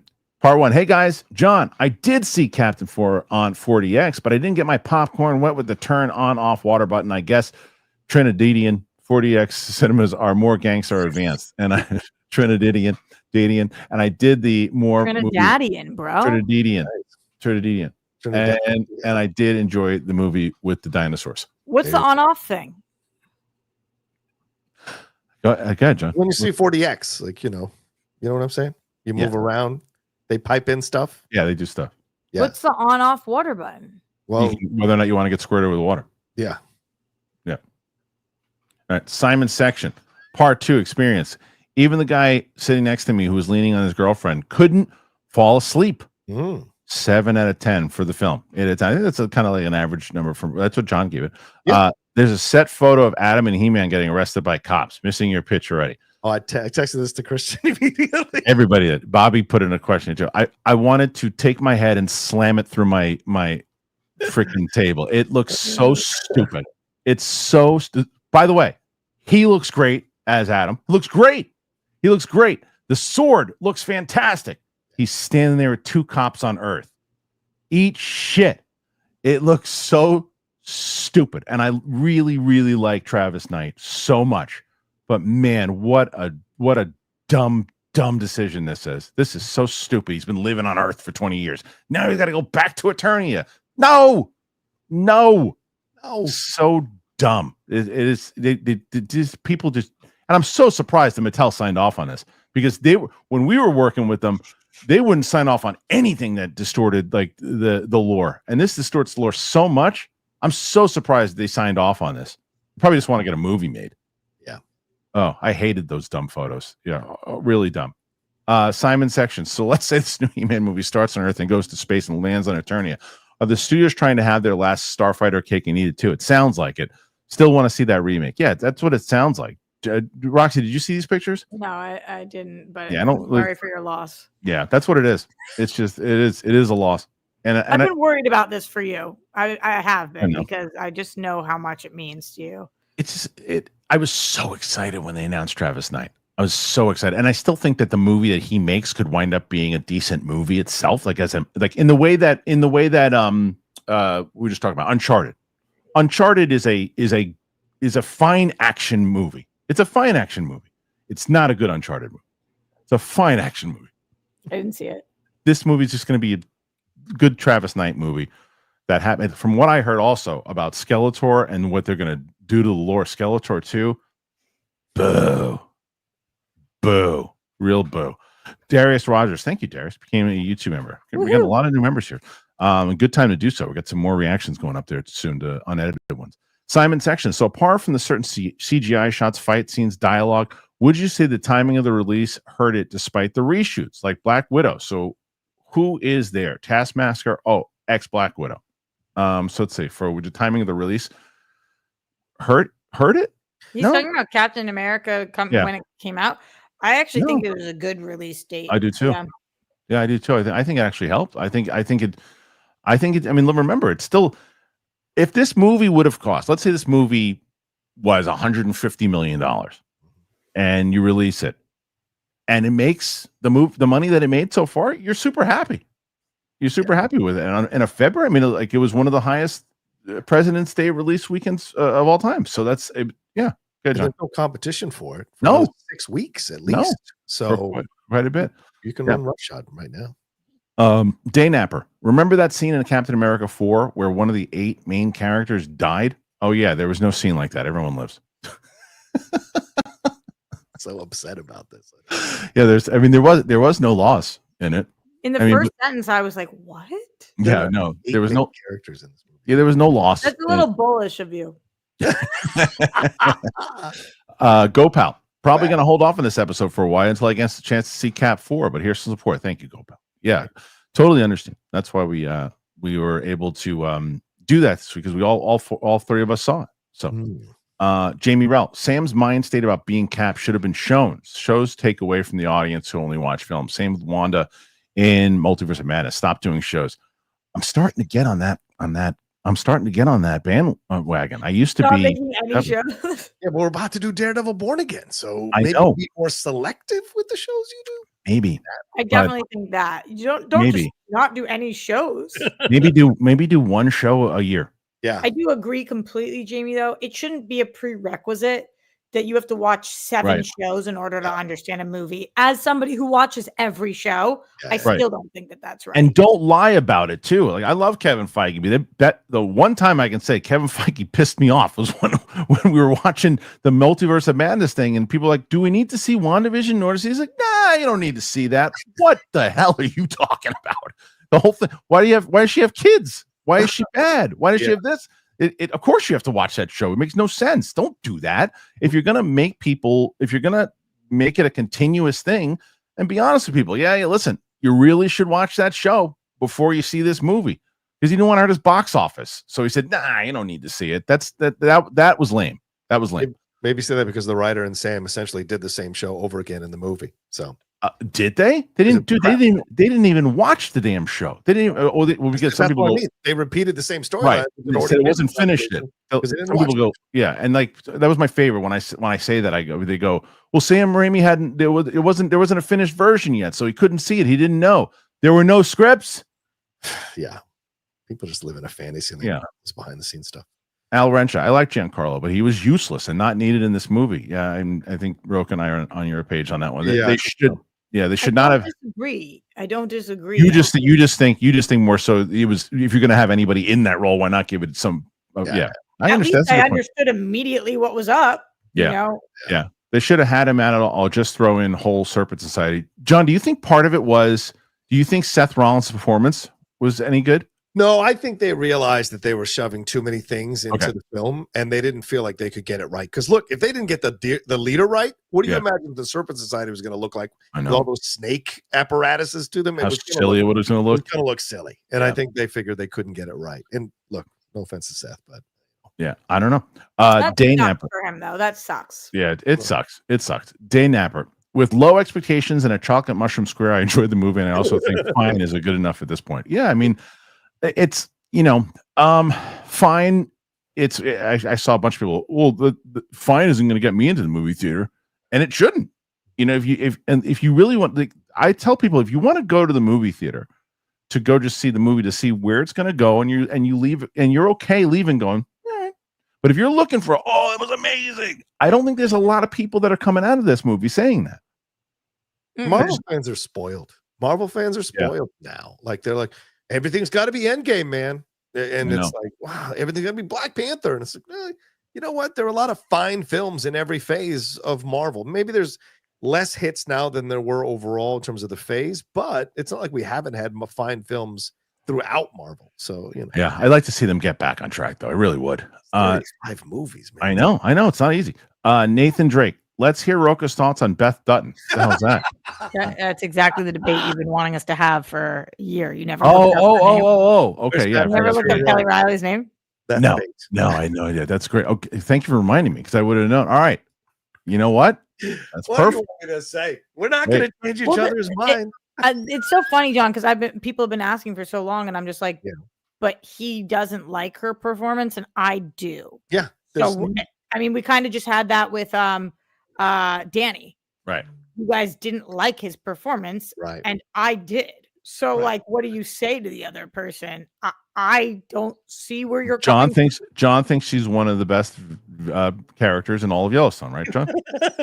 No, okay. So do tell me, like, what is it? And I know you don't watch you only watch one season, right? Season and a half. I got done in the middle of season 2 because it got too soap opera-y, and I was like, very soap opera-y. I can't be a part of this, and so I wanted it to be what his shows are now, like Landman, Lioness. Those are my shows. That's my kind of language. Landman is so good, right? People need to understand how good Landman is, and I think Taylor is getting better. That's the crazy part of this. Taylor is getting better. Yellowstone was what he started out with, but his shows have gotten consistently. Even Bass Reeves was a damn good show, so it's better for me. I think the aspect of it all is that she's always the tough talk. There's no levels to what she's doing when I watch the show.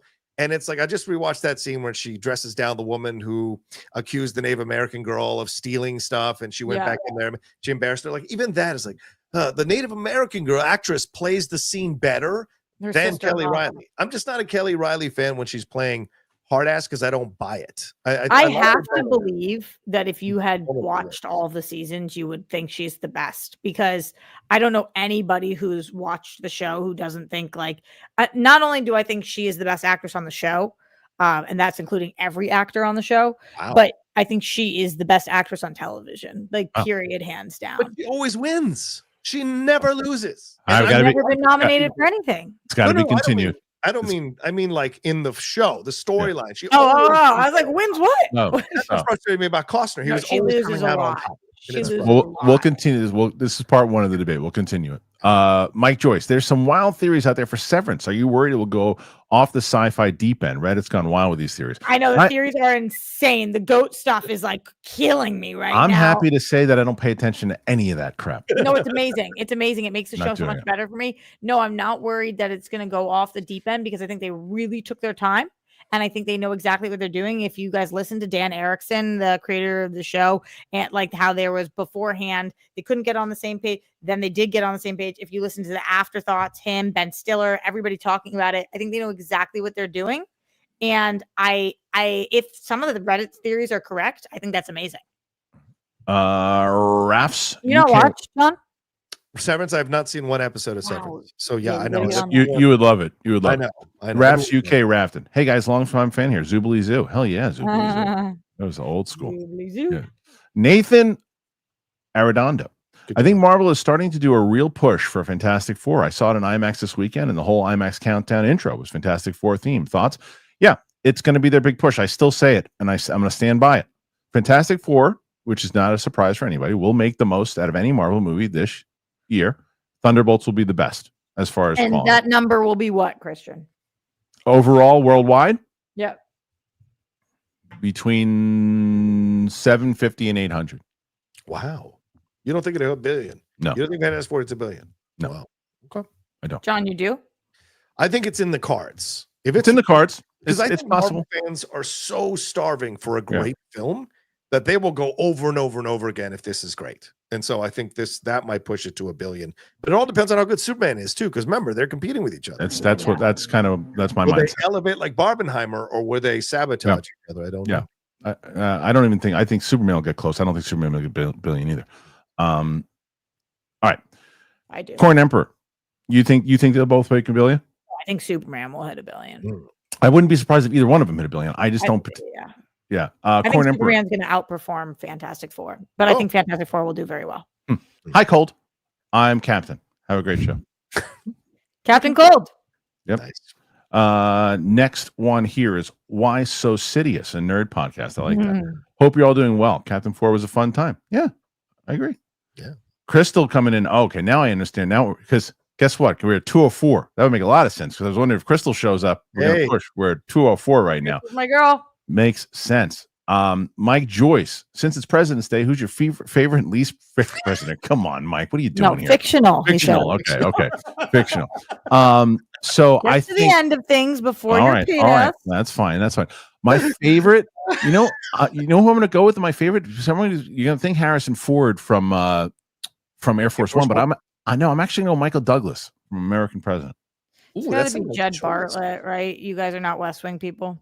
I love West. Oh, you're talking about TV and movies, then maybe. That's true. He didn't say movies, so yeah, that's a good one. Least favorite? Probably Jack Nicholson and Mars Attacks, maybe. That's true. I gotta think about that. I love David Palmer on 24 also. There's some really bad ones. I don't know. I gotta think about the bad ones. I'm sure there's got to be presidents on TV and in movies that have assassinated people. Really horrible. Yeah. Some people really bad ones. I got to think about it in general. There's some really bad ones. My choice is definitely Air Force One. That's a good one. Corn Emperor. Roxy, how would you have managed the Outlaw? Oh yeah, that was. So can I here's a reveal. So I've never talked about this before. Yeah. So John retired from the Schmodown we talked about him coming back. There was conversations. There was nothing set in stone, but it was conversation. And the way we were going to bring him back was with Roxy as manager. I told him that I wouldn't come back unless Roxy was my manager. Yeah. Only condition. It's so funny because we've never done like a John and Roxy, just the two of us thing, but I don't think people realize how much you and I loved working together. Yes. Yeah. And we did at Collider. And I remember being so excited for you coming back to the Schmodown. I think that it would have been so obviously I had challenges on my hand and it was unbelievably fun and exciting to especially manage the Odd Couple. Yeah. But no, I don't know that anybody can be more difficult than Jeff Snyder can be, who I love with my whole heart. So I know that I'm gonna go with him every week. Yeah. I'm obsessed with him. You guys know he's one of my best friends, but man, like he's a handful. cat. So I think that that prepped me for a lot, but I was really excited to see how John would help me up my game, because you just bring so much like performance and gravitas to the stage. So how would I have managed him? We would have worked as a team and figured out what worked best for him. It would have been great. It would have been so fun. That would have been the best. No, you guys would have been perfect. I would have ceded the stage to Roxy, because I know confident that Roxy could kill it on the mic, and I'd just be fine that she would get all the points across. Yeah, I wouldn't have to do as much, and that would have been so great. Yeah, Roxy really fought for her players, and not in an obnoxious way, in a very and like even the behind the scenes stuff when we were on phone calls and stuff too, like whether it was storylines or anything too. Like Roxy was very, very involved. John did something cool before every match too. Like I really liked how you centered yourself and would take your minute and time. And I think that would have been very different than who I had managed in the past. Also, I'm giggling thinking about right now, actually, whether Draco or Snyder was more challenging. I mean, they're just like two of the most amazing guys. I love both of them so much. But people don't realize what went into it. I always remember when people would be like, "Why do people need managers?" I'm like, "You have no idea." Crystal DW fan, Roxy, I hope your stomach is better. Stupid yogurt. Would you have bad yogurt or something? No.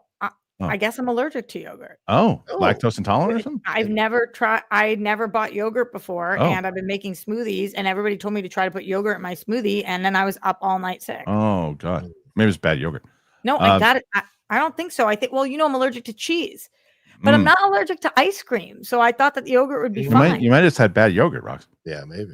I'm too scared to ever try it again. It was the worst night ever. So that's the worst. That's the worst. Matt Sinister McCall, I saw Baby Girl by myself on Valentine's Day. Hello. It's when I bailed. My wife finished it. I bailed on it. I was bored with it by the end of it. It's a sexy film, man. It is for a bit. It is. Yeah, it is. But then it's kind of predictable. Crystal DW fan. I think I wait for Captain 4 to come to streaming. Also, yeah, it'll probably be in streaming like a month or so, right? Crystal, you spent enough money to buy a ticket. But that's the point. I don't think it's a matter if she's talking about affording it. I think she just doesn't want to go. If somebody told me that, I would say that's fine. I don't think right. You can wait for that one, for sure, because it'll be out in the next month or two. It's not like you're like, oh well, you're gonna miss if you really want to see Thunderbolts and everything else. Yeah, so just wait. I don't think it needs to be seen on the big screen. It wasn't like the most amazing visuals. So. Al Rencha, someone suggested this movie should have been Sam forming the Avengers instead of having the leader. I would agree with that and loved Red Hulk. Maybe not just the whole movie, but maybe that's part of the movie. Perhaps instead of having the leader mean. Yeah. Instead of having the leader as a character at all. Yeah, I guess so. But who would the villain be? I guess that's the point. I don't know. Maybe if you changed it around, because remember, if you read that Vulture article, it was clear they wanted Ross to possibly be the villain in the movie as a representative of a certain president who likes red. And so this is what their initial approach was going to be. So if they had kept that approach and him trying to thwart Sam from creating the Avengers because of his issues with the Avengers in the past, that would have been interesting. Something crazy about that. Do you guys know that I'm doing movie fights tomorrow about Captain America? That we're doing a screen. They bringing that back? Is that still happening? I have no idea I don't know if they're bringing it back, but we're doing an episode tomorrow. I'm fighting against Ellis. Which I was like, the hell year is this? I know. And I posted a picture of me and Ken from 9 years ago on TV Fight Set. Good Lord. Oh wow. Crazy. Well, good luck. Thank you. Crystal DW fan.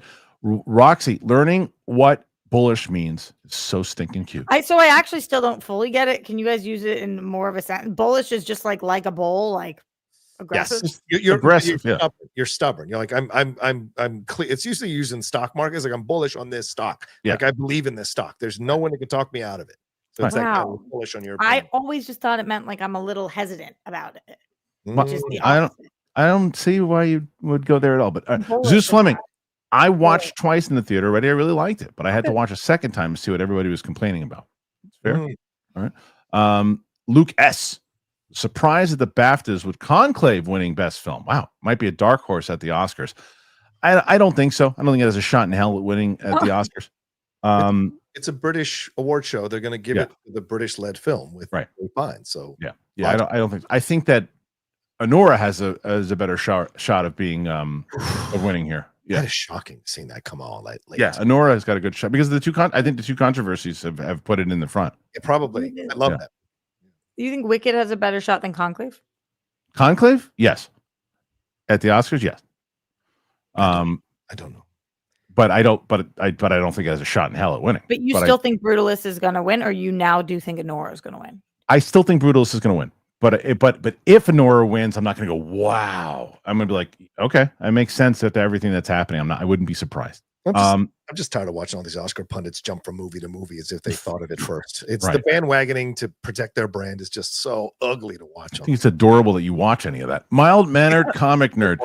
I enjoyed Cap 4. I didn't know Cap 4 is a prequel to The Incredibles as well. Who knew Edna E. Mode was a flag winner? Come on.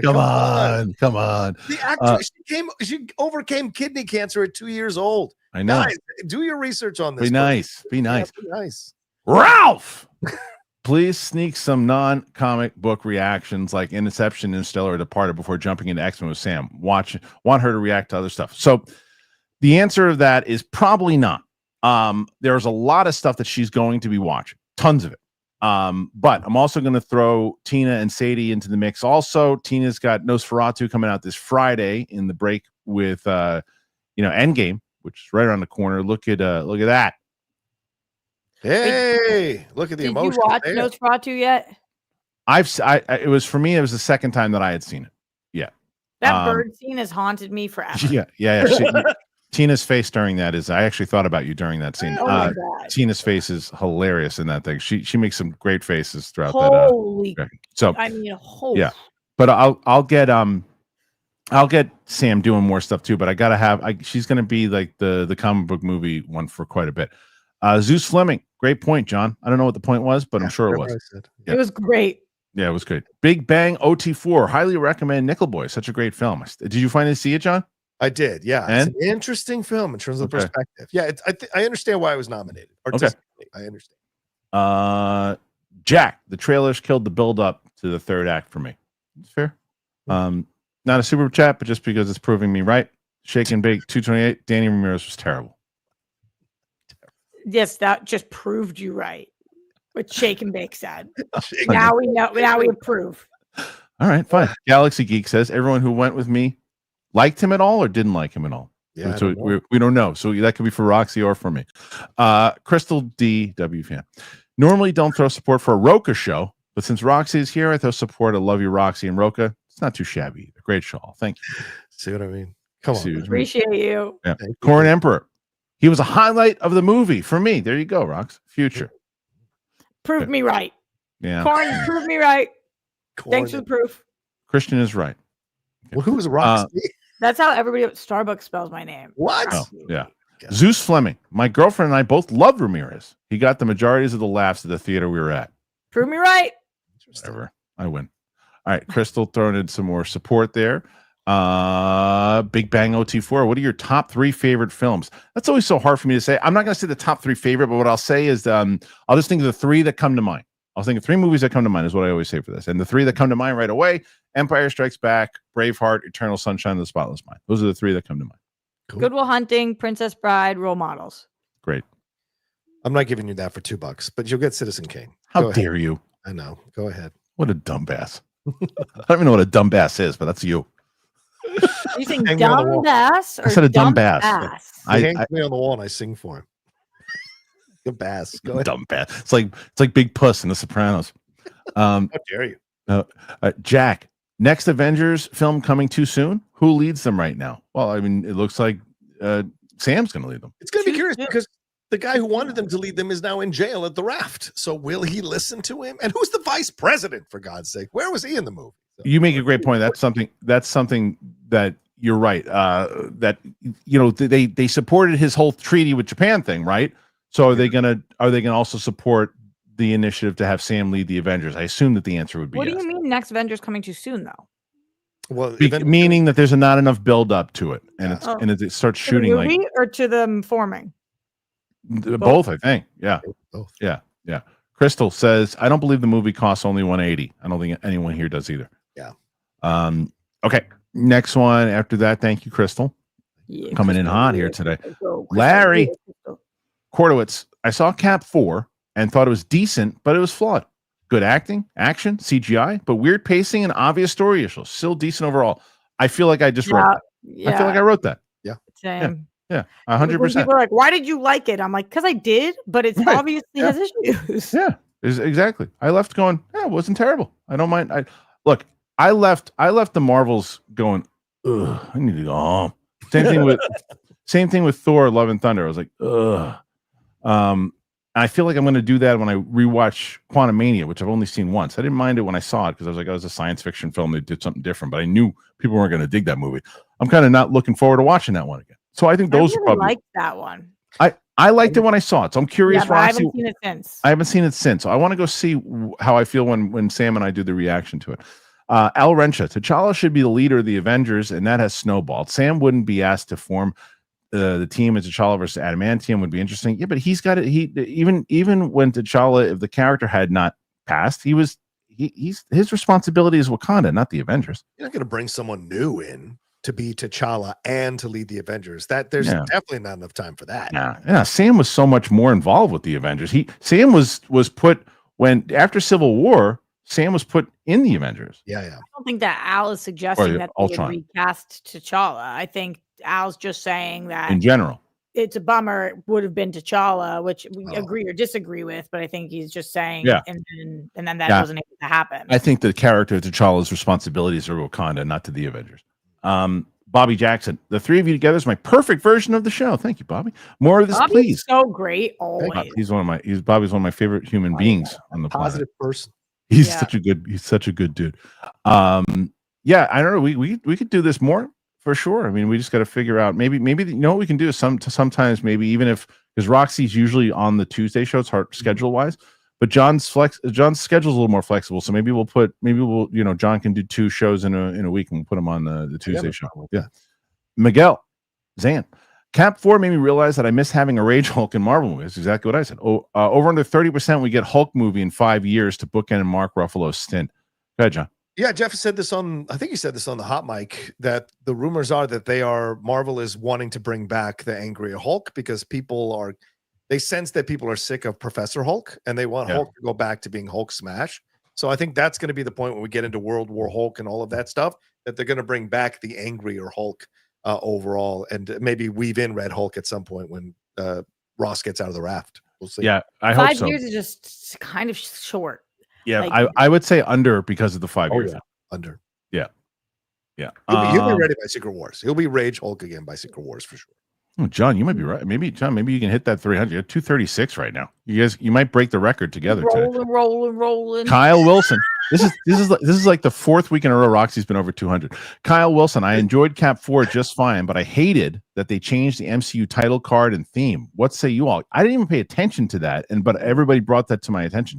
Did you? I loved it because it was like, this is a 70s spy thriller in terms of its bones, but done through a 90s thriller perspective. So I thought that Julius Ona as an artist understood what he was trying to reference for those of us who would catch it. So I liked it. The black and white. Yeah, I gotta see it. I don't remember. Bobby Jackson. Have any of you watched Paradise with Sterling K. Brown yet? I've heard nothing but good things. My wife actually started watching it. It's hilarious. I don't know why. My wife never rewatches like old retro things like by herself. Like with me, we just watched for the first time for my daughter. We obviously had seen it. My oldest likes 80s movies. We watched Lost Boys with her last night, which is nice. Great. Which is great. But my wife's been watching Gilmore Girls for some reason, and she's never seen Gilmore Girls, and she's like, so I'm like, on TikTok? Is she on TikTok? No. Yeah. No. She doesn't ever scroll on TikTok? Nah. She had an Instagram account and she got rid of it. Gilmore Girls is so popular on TikTok. Oh, is it? Okay. Yeah. Interesting. But anyway, so Paradise, the answer to that question is I feel awful about this because now it's like 10 people have recommended this to me. You got to see it. That'll be probably the next one. I just got to get there. Yeah. Lucas, support for the lovely Roxy. Okay. Oh, this is so lovely. Yeah, listen, we need intellectual comments on this show. That's what we need. So Anthony Mackie chimes in. Eat my ass. Thank you. Anthony, tell him. Thank you. Dancing Dog 60. Rocha makes me wonder if race issues were originally in the script because we knew this went through many reshoots. Have to see the original script.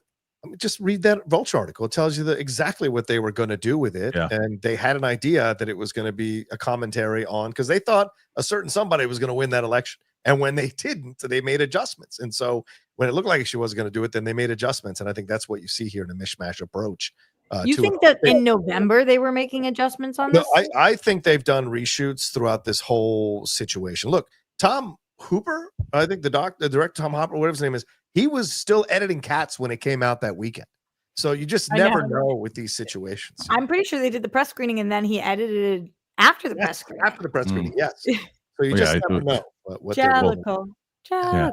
Never saw it, thank God. Either Jorge, Salvador. Why not have Betty calm down the Red Hulk instead? Yeah, I thought that he was going to call her out. Yeah.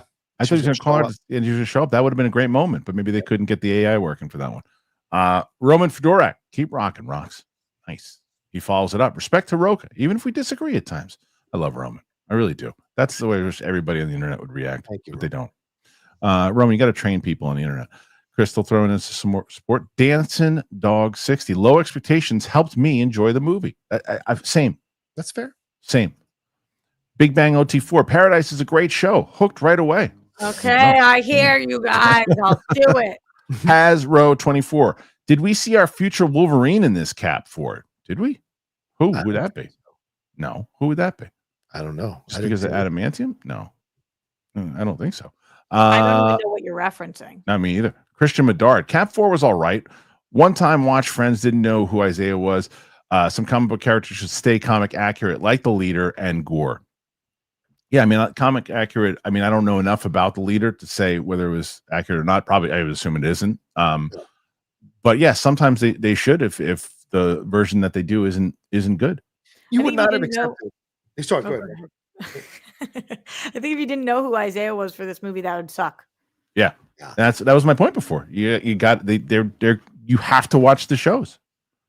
Yeah, I mean the if you do comic accurate with the leader, he's got this massive forehead and massive head. It would have looked even goofier than this. Yes, even goofier. Okay, all right.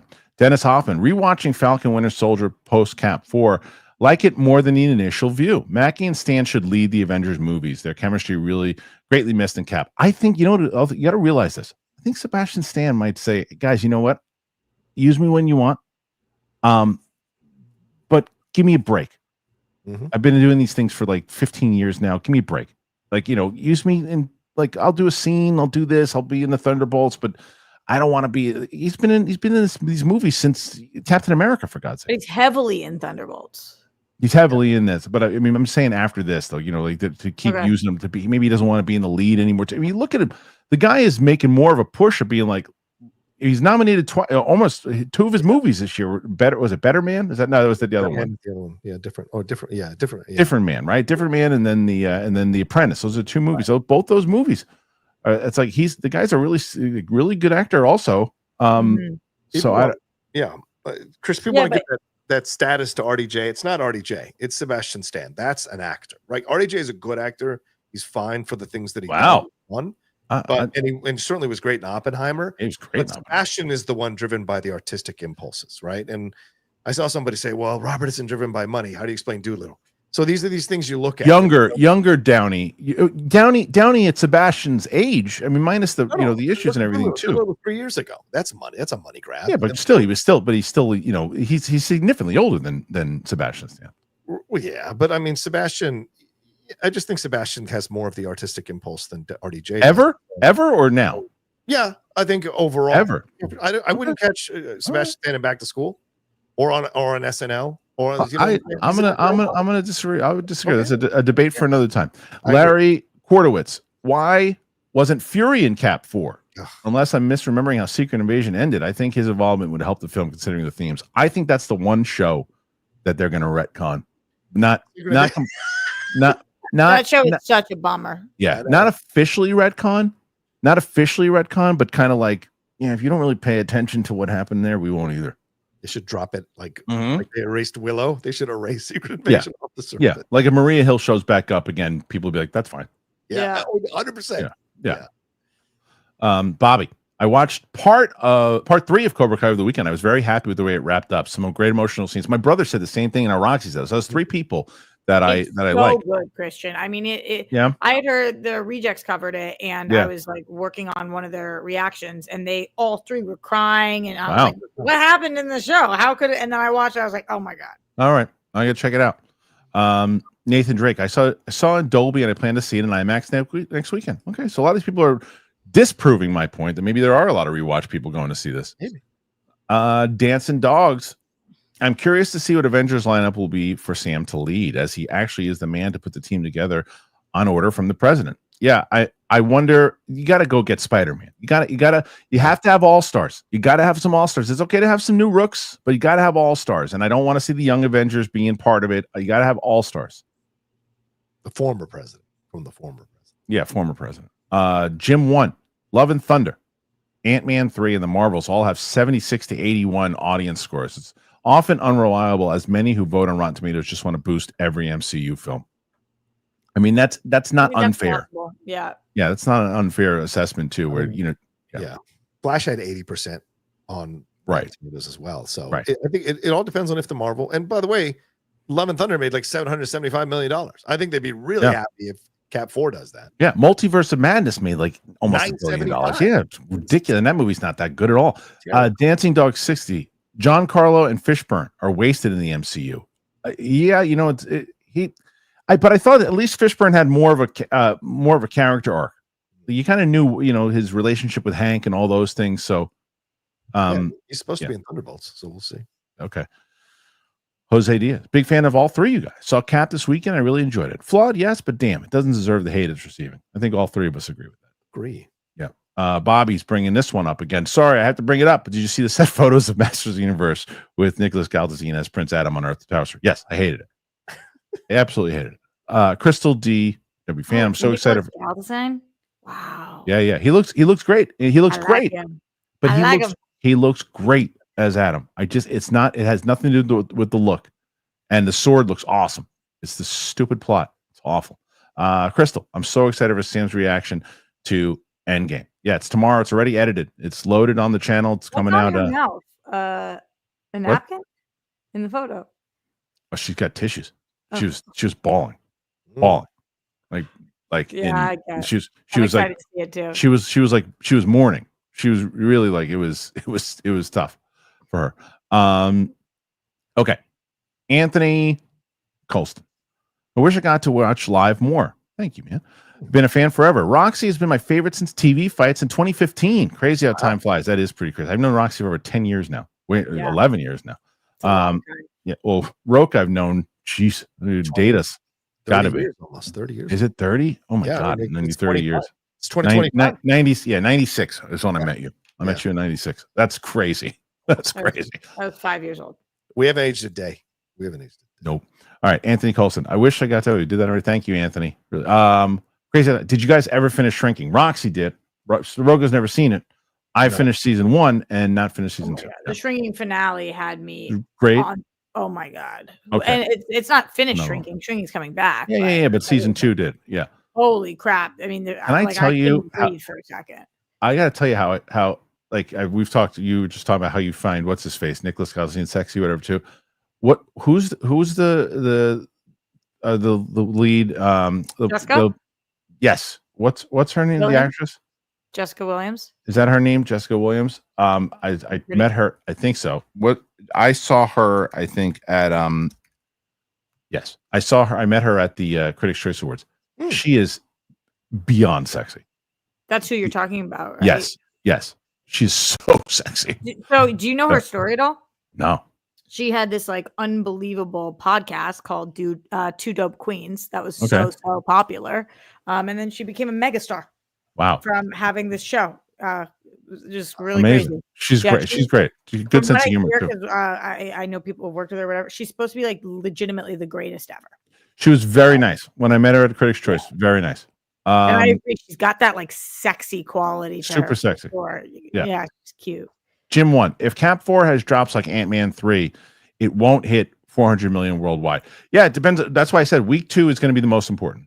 It really is. Week 2 is the most important to see what kind of drop it's going to have. And there's not, John said it before too, there's not a lot of competition. Mike Joyce gets a free Super chat. When you become a member, get one of them. The main concern I had going in was that it would be absurd that the MCU president turns into a Hulk. They did it in a believable way. I agree. Do you really? Do you agree with that, Roxy? I know you didn't love the Red Hulk stuff, but do you agree with that at least? Yeah. And it's not that I didn't love any of the Red Hulk stuff. It's just the stuff that looked the worst to me and could have had more fun with it. Stood out. I understand. Dancing Dog 60. Honestly, seeing Ross recast made me even more believe that T'Challa should have been recast for Wakanda Forever. Fictional characters have to live on. So here's the thing, though, with that. Now, if they recast them eventually, I understand, but you have to understand where they were when they were doing that movie. They had a movie written that had Chadwick Boseman in it. He passed away when they were ready to start shooting. So you're now asking his close friend, Ryan Coogler, as much as his director, to then say, hey, you know what? I know that we need to do a movie. We need to get it done soon. Can you do it? Yeah, I can do it. Can you recast T'Challa? Yeah. No, I can't do that. It would break me up inside. I can't do that. So I understand what it is. Now, down the line, I think it's time now. I think enough time has passed that you can recast him, especially with the multiverse angle. But Roxy, where do you see this? I think this might not even be a fair comment, but also William Hurt was in his 70s. It was a different kind of loss. It felt different to the audience. Yeah. Again, being in your 70s is still very young. I'm not saying that it's not, but I know what you're saying. No, you make a good point. Yeah, I think it was just such a different kind of shock. And also a different level of character and star in this. I don't know anybody who, when T'Challa died, I don't know anybody personally who was like, recast him right now. I just was not the sentiment. Yeah. All right. Yeah, John, Sam. Oh yeah. Whatever Nate Moore says right now, it just don't believe him. They're going to recast. They're absolutely going to recast. Whether it'll be a variant or not, it's going to be a situation to discover down the road. But they're totally going to recast that character because people are now more open to it. Because you're right, it happened way too soon. People were not ready for the most part. I know there were some people who wanted him to be recast immediately because he's a very important character to the Black superhero community of fans. We understand that, but I think people just need the time to process it. We've had 5 years. It's time to recast him. Yeah. John's gonna have to stay on with me because there's no way I'm right now at 1:40 in the afternoons when they sent this one in my time. And we're not even close yet. 261 questions overall. Right. So you guys have shattered. You've already beaten the record. Bobby, overall, I liked Cap. Honestly, it just felt good being back in the MCU, even with its problems. Felt like putting an old pair of comfortable shoes on. Love seeing Bucky and Sam together again. I love that point, and I agree with that point. Yeah, wholeheartedly. Yeah, absolutely. I don't know, John. Maybe if you stay on too, maybe you do hit that 300. Amada, Cap should have had Isaiah help him fight the Hulk. That would have been great. Oh yeah. And maybe he comes in and he saves him, but he realizes that he has a shot to actually kill the president this time, and he doesn't do it, because he's got his wits about him this time. That would have been pretty great. Yeah. More support for Roxy. Thank you, Crystal. Jake, excited for Endgame reaction tomorrow. These reactions with Sam are the highlight of my week. I'm already impatient for Lord of the Rings. Yeah, she's having a blast, man. And we really there's a full list of movies for her. I hope Lord of the Rings is kinder to her than it was to me. I don't want that heat for Sam. Yeah, well, we'll see. I asked her though too. She's never seen a single episode of Game of Thrones, too. By the way, it's another one we might do. Nathan Drake, is Kristian hyped for a potential Falcon solo movie with Danny Ramirez? That's not going to happen, and it shouldn't. That movie would fail miserably. Crystal, DW fan, support. Thank you. Green, Ford felt way too old. Really? I don't agree with that. We have an 81-year-old president. Yeah, I don't think so. Bobby Jackson, in regards to Red Hulk and the promotion, I was reminded that the Red Hulk was spoiled early due to McDonald's Happy Meal tie-in and the movie being pushed from its original release date. Maybe is that what happened? It got spoiled through McDonald's or something? Red Hulk? When that stuff happens, it's wild. It's the worst. I feel so bad. Crystal, sorry you didn't get on your vacation. Yeah. So you haven't said anything about that, Kristian. So are you going tomorrow? We're going in 2 weeks, and I got to talk to John about taking over in 2 weeks. Because I my little one got sick, right in the morning, right before we were about to leave, and we didn't want to get her on the plane. And the other thing is a big storm here. It turns out it probably was the best because the flight we were supposed to take was delayed by 5 hours, so we wouldn't have been there in time anyway. Were you guys supposed to stay in a hotel? Yeah. Did you get your refund on that? We were able to move. We were able to move it to the date where we want to go. So I was like, okay, you know what? I just figured let's just do it, and I'll just work this week instead. Jose Diaz, missed opportunity in Brave New World that only had 3 countries involved in the treaty discussion. Should have had Wakanda. Definitely should have had Wakanda in there. I agree. Ooh, yeah. Namor, the Celestial should have had massive global impact. I thought they were going to do. They kept referencing Wakanda. Kept referencing it. They kept, and multiple times they referenced Ant-Man too. So I thought that we were going to get something to do with like Wakanda, that. something with Ant-Man. Like, I know. I agree. There was a lot of missed opportunities. Brooklyn. I just wish when Harrison Ford said, "You know Steve Rogers," that Anthony Mackie would have said, "Well, you're no William Hurt." When he called him son, I was like, "Ooh, snap!" It pissed him off when he said it too. And I like that it pissed him off. Yeah. Armada, if you could fix this movie, would you have this movie have been a bigger crossover event film, or more of a condensed straight cap film without Hulk stuff? Neither. I wouldn't. I liked the condensed straight cap film with Hulk stuff. I liked it. I just think it needed to be written and edited better, and stick with your original plan. If you're going to make it a political thriller, be a political thriller. Thank you, Kristian. 263 so far. This is insane. Wow. By the way, you guys are. I knew that you guys together would be pretty nuts. Yeah. Okay. Next one here. Now, John, views on these matches. Thanks, Crystal. Now the question, John, is: are you going to do? You will do this tomorrow without Roxy? I don't know. Without Roxy, it might be tough. Yeah. Corn Emperor, Sam for Endgame. I can't wait. I love her reactions. Yeah, she's a star for sure. Roxy and I knew it when we were when we were talking. Yeah. Mad Sinister Macau. I give Cap 65 out of 100. I prefer The Gorge, baby. I started watching The Gorge. I started watching it. Not bad. Okay. I like it so far. I like both of them a lot. Yeah. Cobra Kai and Baby Girl this weekend. Writing tanked Cap 4. What do you think is going on in the writer's room? I don't think that I think that they just got nervous and started changing a whole bunch of shit. Can I say something? People stop blaming the writers. Stop blaming directors. This is all on Kevin Feige. This is all really worshiping your altar and your hero and the Messiah. He is the reason all of this stuff is happening. All right. Really? All of these changes that are happening at way higher levels than the writers and the directors. Yes, it's absolutely Feige and Iger. They are the ones making these changes, adopting on the fly, getting pushed back on their heels, and changing the narratives of these films. And these writers are being brought in to fit the narratives that are constantly changing. That's why they did multiple reshoots. It's not necessarily because the film was bad. It could be because they wanted to change alter storylines because of the political ramifications. Remember, Iger came in and said, no more messages in our movies, no more messages, which is what Disney has done since inception, but whatever. So I just think this is all Feige and Iger coming in and messing stuff up. Stop blaming the creatives, man. You and Kristian both said you didn't like the dialogue. You think that that's Feige? I think Feige's telling them the scene or the right, but if you don't like the dialogue, it's supposed to happen. So yeah, I don't think if you don't like the dialogue.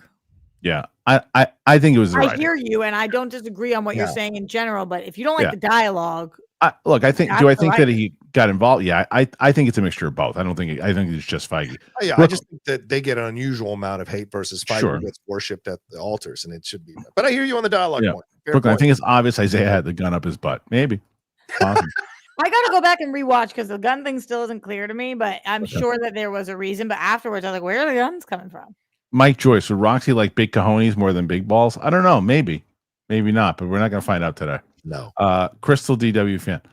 Thank you, Crystal. Derek coming in with a massive punch here. Can't watch today. That's your guy. I've got Crystal, you got Derek.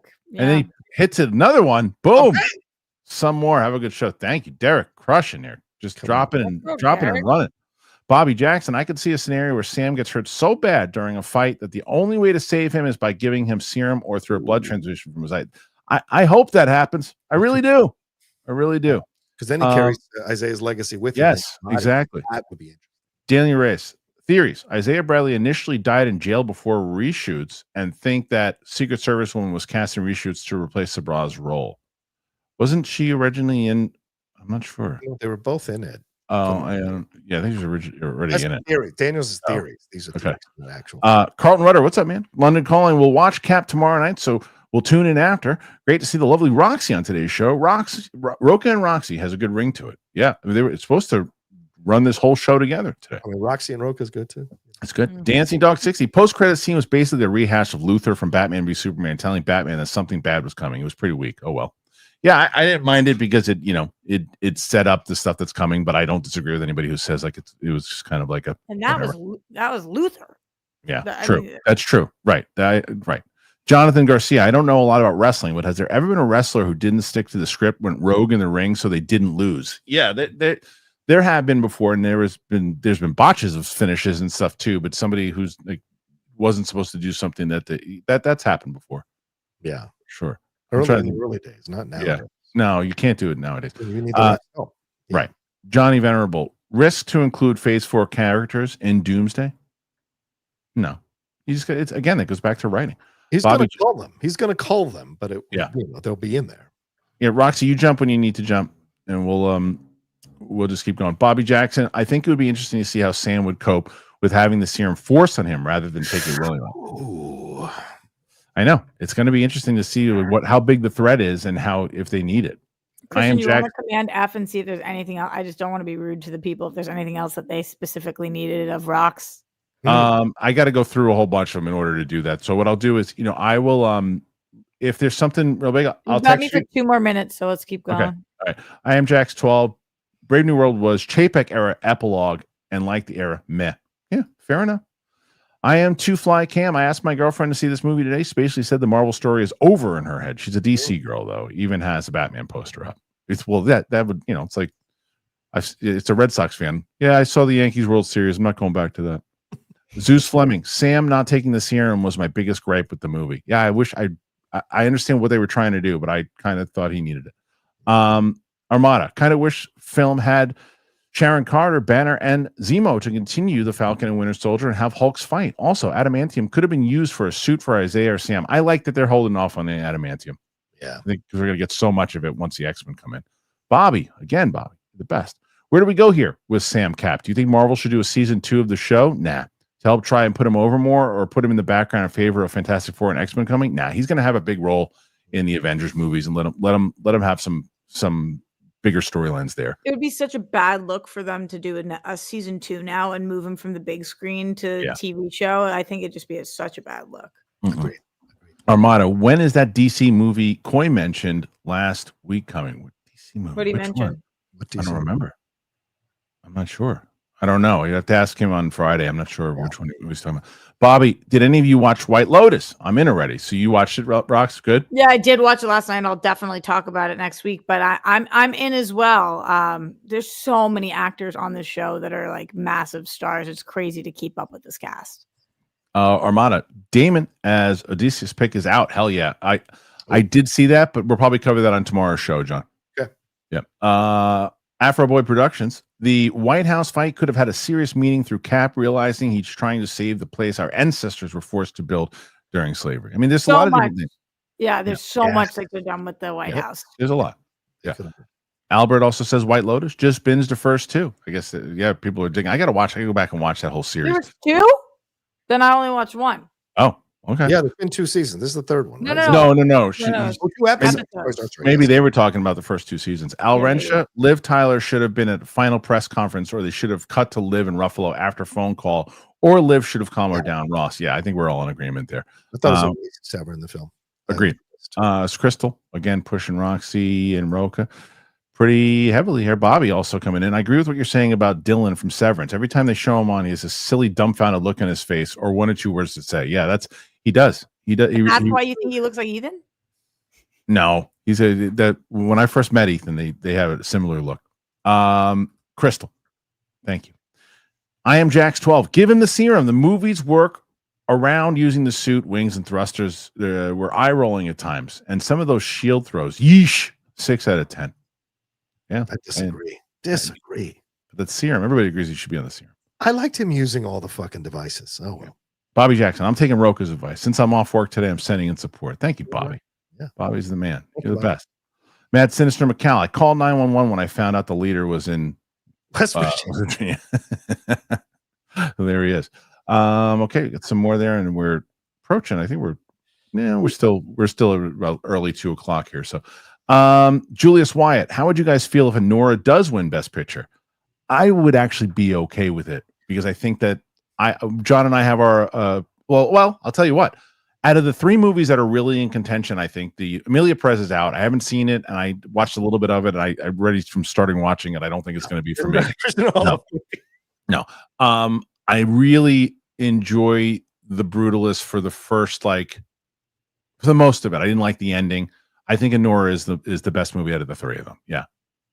Wow. I would not be surprised if it won, but I also could see the backlash. Brutalist just seems like the classic Oscar Best Picture winner. So we'll see. But it's clear that Anora is picking up steam like crazy. I absolutely loved Anora. I'd be stoked that if it won. Yeah. I still wish that Wicked would win, but I know that that's not a contender, really. Nathan Stowe. Kristian, could you see Julia Roberts in the MCU? Could see her or anything. But she actually was asked. She was actually asked about a comic movie not too long ago, and she said that she would do it. She would want to be in it. So she's doing more. She's doing more stuff. She's doing like this a lot of the same stuff. I'm telling you, she's going to be nominated for an Oscar this year. Yep. I'm telling you, or next year, but for this year. Julia could be fun in the MCU. I'm gonna head out. Okay. I haven't seen Sister Wives, and I haven't watched the new Dexter series. I started scrolling ahead to see if you guys needed anything from me. Other than that, all right, Rox, get out of here. We'll see you soon. I'll let you know what the final. I'll let you know what the final total is. Keep going. Keep supporting. Oh, you kicked John by accident. If I'm gone, you have to go. No. Bye. Bye. Love you, Rox. Roxy's you the best. Too. All right. Thank you, Rox. Thank you for her being in here. Crystal throwing in that support. You very well. You hit that. Wow. You guys. Anthony Colston. What is the worst post-credit scene? Cap 4 sucks. I don't think it was the worst though. The worst. I mean, depends on what. As far as the Harry Styles thing means nothing. Oh, that was terrible. Means nothing. Yeah. I kind of hated the Cap one, even though people liked it where he sits down. So you've been waiting a long time. Well, that's what I mean, though. There are some silly ones, the ant with the drums and stuff like that. Yeah. There's some silly ones, but the question is the ones that are really playing into the storyline. Yeah. They had no clue what the hell they were doing with that Harry Styles thing. Yeah, that was nuts. Shelf presence. I agree about He-Man. Optimistically speaking, Lena is from Earth. Yes. So if she had to leave to protect Adam and then he goes back to save Eternia, sure. But from what I'm hearing, man, they're not paying attention to that lore. That's the problem. The problem. Yeah. And I don't know why they do that shit. I really don't. Green, what happened to Isaiah's grandson? That's another great question. We didn't really cover that. Because he was such a big role in Falcon and Winter Soldier. It's not even mentioned. Patriot. Yeah, he's going to be in Young Avengers, so maybe there's saving him for that kind of stuff. Right. Young Avengers TV show, which thank God they're doing a TV show and not a movie. That would have been a major error for them to do that as a movie. 100%. Mad Sinister McCall, rank these 5 classic TV shows. 4 of them I love and 1 I hate. Stanford and Son, Rifleman, All in the Family, Miami Vice, and Little Outhouse. He hates. Hard for me to. I don't. God, the only one I really remember. I remember All in the Family. I don't know. Red Fox was so good. You can go because I don't remember them all well enough to be able to rank them. Miami Vice number 1, All in Family number 2, Sanford and Son number 3, Little House on the Prairie number 4, and then Rifleman 5. Chuck Connors was great, but I wasn't the biggest fan of Rifleman. Okay, I don't remember. I don't even know what the hell that is. Let's see. Thank you, Crystal. Aaron Carranza. I was just trying to be funny, but it came all vulgar. Sorry for hurting your feelings, but Kristian explained what I meant perfectly. Thank you. He's talking about with the hot stuff. Lakers fans. Ugh. I know. But I get what he wasn't. I don't think he was trying to be mean. He was just he was. Look, it's also if he's sitting around talking to his buddies, he's like, I kind of look like Hobbit. I don't think it was necessary, but I understand what he was trying to do. Jack Lewis. I thought the film was mediocre. Thank you, Jack. What a super. Thank you, guys. Everybody. Thank you today. Luckily, the next 3 projects, Daredevil, Thunderbolts, Fantastic Four, all look promising. Agreed. Fingers crossed they can have a strong showing heading into Doomsday. They can no longer afford to coast off goodwill. So that's a point, though, there, John, that Jack makes that I think is really, really smart, right? Okay. Because this movie, let's say it hits that 500, it breaks even or costs them 100. Let's say they lose overall that we never know. They lose $150 million off. Yeah. Right? But let's say Thunderbolts critically is beloved and it does very well. Daredevil does very well and the fans love it. Fantastic Four crushes. They said, we got it done. We did exactly what we wanted to do. We had to reshoot the hell out of that movie, but we put it out there. It did just as good or better than we wanted it to. Yeah. And now we're cooking with gas. So what do you feel the same?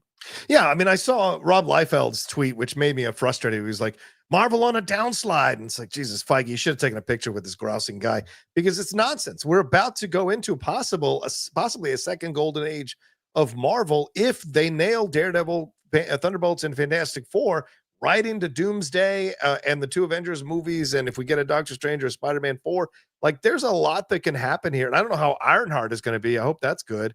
So we could have ourselves a hell of a golden age coming back here for Marvel. So this downslide will go right out the door, you know? Yeah. A little more, Crystal. Thank you. Matt Sinister McHale. Derek Johnson, can you give me $2 for Starburst? I don't think he's here right now. Crystal, Get thank your own you. show, Matt Sinister. I know, for real. I have to give a shout out real quick to Karrion Kross, who flew in. He flew in just to do Matt Serra's show. Wow. He flew in, came in, and he talked about it on the show. So I'm not saying like he forgot it was Valentine's Day when he came in to do it. And he had to fly right back to get back, because he had plans, so he had to go back. Scarlet waiting. Yeah. So he came in, and I liked him beforehand. That dude is awesome. He's a good guy. He's a good dude, man. I really like Karrion Kross a lot. And you guys should watch his interview with Matt tomorrow. They got along really well. It's a solid interview. Trey Porter, thoughts on the NSL Saturday Night Live 50-year anniversary special? I didn't watch it. Did you watch it, John? Yeah, I watched it. I thought it was okay. I thought it was fine. I think these guys haven't worked together, and so you can tell there's a lot of wonkiness and timing and comedic stuff. But it was still great to see everybody. That was a lot of fun as a nostalgic thing. Yeah. Did you lose your mind? Yeah. Did you lose your mind when Ryan Reynolds popped up in the audience? Oh my God! Especially because Blake was there right next to him. Did you see the bit? Being casual about it was such an asshole move. I know people's like, "Oh, it's funny." It's an asshole. Did you see the clip of Kevin Costner from that? No. So go and watch that clip. Someone pointed this out. Kevin Costner is not amused. Yeah. He is staring dagger. Not only is he staring daggers at Ryan Reynolds, he then looks over to see what Blake Lively's reaction is. He's going like this. Go back and look at Kevin Costner's reaction. Yeah, you got to check it out. Matt Sinister McCall. William Henry Harrison is the worst president ever. Who's that? From which movie? I think that's the 1900s. He's talking to real presidents. Okay. Okay. Yeah. Sun Tzu. Yo, gang. That was a shit design for the leader and Cap. He looked like a bloater from The Last of Us. Yes, he did. 100%. 100%. I can't believe Marvel passed that off design. That's great. That's great. Crystal, yeah, I'm picky with movies I see in theaters since I have a damaged lung, dump COVID. Oh. I only go out for films I'm excited for. That makes sense. Makes sense. Thank you, Crystal. Crystal has gotten you guys, well, everybody has, but John, you're 25 away from 300. That's never happened. Never happened in the history of this show. Crystal, again. Simon Section. I liked Tommy Lister Jr. as the president in Fifth Element because they played against type. Tony Lister. Yeah, Tony Lister, right. Did you know there were two actors that played president in Nolan's The Dark Knight? Who played the president? There was a president in The Dark Knight? When was the president? Are you thinking the mayor? Yeah, I think he's thinking the mayor. Yeah, they know. Did they have the president? No, the mayor was Nestor Carbonell. Yeah. Yeah. DJ Case gifted 10 memberships. Oh my gosh. Thank you, DJ. That's amazing. You guys are crushing today. Really appreciate it. Crystal, again, thank you. This is from Jenny Lynn. Hi, Jenny. My sister's celebrating her 5-year remission from breast cancer today. Thank you for the laughs. That's amazing. I'm so happy to hear that. And that's really great to hear. Wow. Positive vibes in here today, John. I like it. Loving the positive vibes. Oh, speaking of positive vibes, the Pout Law. Look here, folks. Roses are red, violets are blue. I slept with your mother and your father too. Thanks, everyone. I love you all madly. Yeah, I don't pick and choose. Crystal D. That's not a support. If I can hurt you with both, I will. Mild manner coming. I'm so sorry. Apologize to all of you. I enjoyed her performance. I didn't have any issues. She just reminded me of Edna. Please put me in time. No, it's okay. Put me in timeout or kick me out of the service. So don't apply. That's okay. That's okay. Giving me shit, man. Yeah, just giving you shit. That's okay. Shay Markel. Hey everyone, good to see you are doing well. Thank you, Shay. Crushing. Everybody coming in here today because of the holiday. Dave Mack, Rogan, disagree with your Punk take the other week, saying he's doing what he complained Rock did in 2012. Rock was once a year. The Punk is full time. What did you say? No, Punk is full time. But wait, Rogan disagree with you. Oh yeah. Let me go back. Go back to He's saying that Punk complains. Saying he said it, did you say that he's doing what he complained yes, about? because I hear your point, but Punk is not at the top of the ticket, right? And so he's wanting to be at the top of the ticket, and I don't think that's necessarily the way to go. And I love Punk, so I would normally advocate for it, but I just don't think it's been set up correctly. John Brady, you and Roxy both picked over 80 million for my box office question last week. 3-day total 88.4. You won the first game. Game 2 is red light, green light. It's good. Now I know that reference. Yeah. Yeah. I got to get to episode 3 of that show. We're doing pretty good here. We're about the 240 area. Tetroni. We're 23 away though from 300. Just letting you guys know. Yes. Tetronin 9101. I love you guys. Thank you, man. Thank you. Some more support. Thank you. And then Dave Rox, knowing now that Dexter was your jam, you must binge the new series. It just finished. Was so much fun. Season 1 vibe. Such a welcome surprise. Yeah, she addressed that before too. But I hear great things about that show. Their prequel. Heard great things. Tetrona 9101. How was the Red Hulk compared to your expectations? I think it delivered. Yeah, I thought so too. Yeah. I like that it delivered. And then RQMDSMD, support for Roxy. Great show today. Thank you so much. Yeah, it was a great show today. Thank you. JMB, support for lovely Rocha and Roxy. Kristian fan. Steph DiGostini, all-star team right here. My time to shine. Hello posted that Cavill is up for a role in Marvel's Nova. Thoughts? I don't know though. I'll tell you why. And there's nothing against My Time to Shine. Hello. I don't know anything about the people over there, but they reported on something that Mara Jade is having a series. It's not true. That's not accurate. It's not even close to accurate. So I do this now. I'm not to say that there's some things that aren't coming true, but I do this. I think they're throwing a lot of stuff at the wall now. Yeah. Support. Thank you, Crystal. Crystal's throwing a lot of support in here today, as she does for the Roxy shows. You got lucky here, John. Dave Mack, Kristian, what's a great movie you love but love the score more? Oh, we didn't talk about that. I did not. You and I are going to disagree here on this because I saw you out of the theater reaction. Okay. I thought the score in Captain America: Brave New World was absolutely completely misused. Did not work the right way, and it was jarring at times. It did not fit what they were trying to do. It was almost like they were trying to manipulate. Like they're like, oh, here's a hero theme. Feel inspired, and it's like, no, just let it flow natural inside of it. It was overbearing to me. I did not like the score at all. All right, that's fair. I liked it. I thought it hit the right notes, and when it was jarring in terms of the harder edged moments, I thought it worked really well in trying to get it across. But I hear you. What's a movie? This is from Dave Mack. What's a movie you love, but you love the score more? Oh, that's tough. Mine is Interstellar. Love the movie, but can't live without Hans Zimmer's genius. I mean, I don't know if I love the movie. It goes hand in hand. I mean, like, because I love the score to Eternal Sunshine of the Spotless Mind, but I love the movie. I love the score to Braveheart, but I love the movie. I love the score to Inception. I love the movie. So I don't know if it's a score that I love more. I'll tell you what score I love more than the movie itself, because I don't love the movie. Ridley Scott's Robin Hood. The movie is not good. The movie's not good. The score is incredible. Yeah. A great score. Mine would be The Invisible Man. I think Benjamin Wolfish's score is incredible, and I love that film, but that score is even better than the film. Got it. Mearsum, do you guys watch White Lotus? Roxy did, Roka and I know. Shay saw Cap 4 yesterday. I can barely give it a 3 out of 5. It was fine. Just didn't get hooked until Celestial Island and Red Hulk. Decent installment, though. I think that's what is going to get a lot of people going. It's fine, because the ending delivered to me.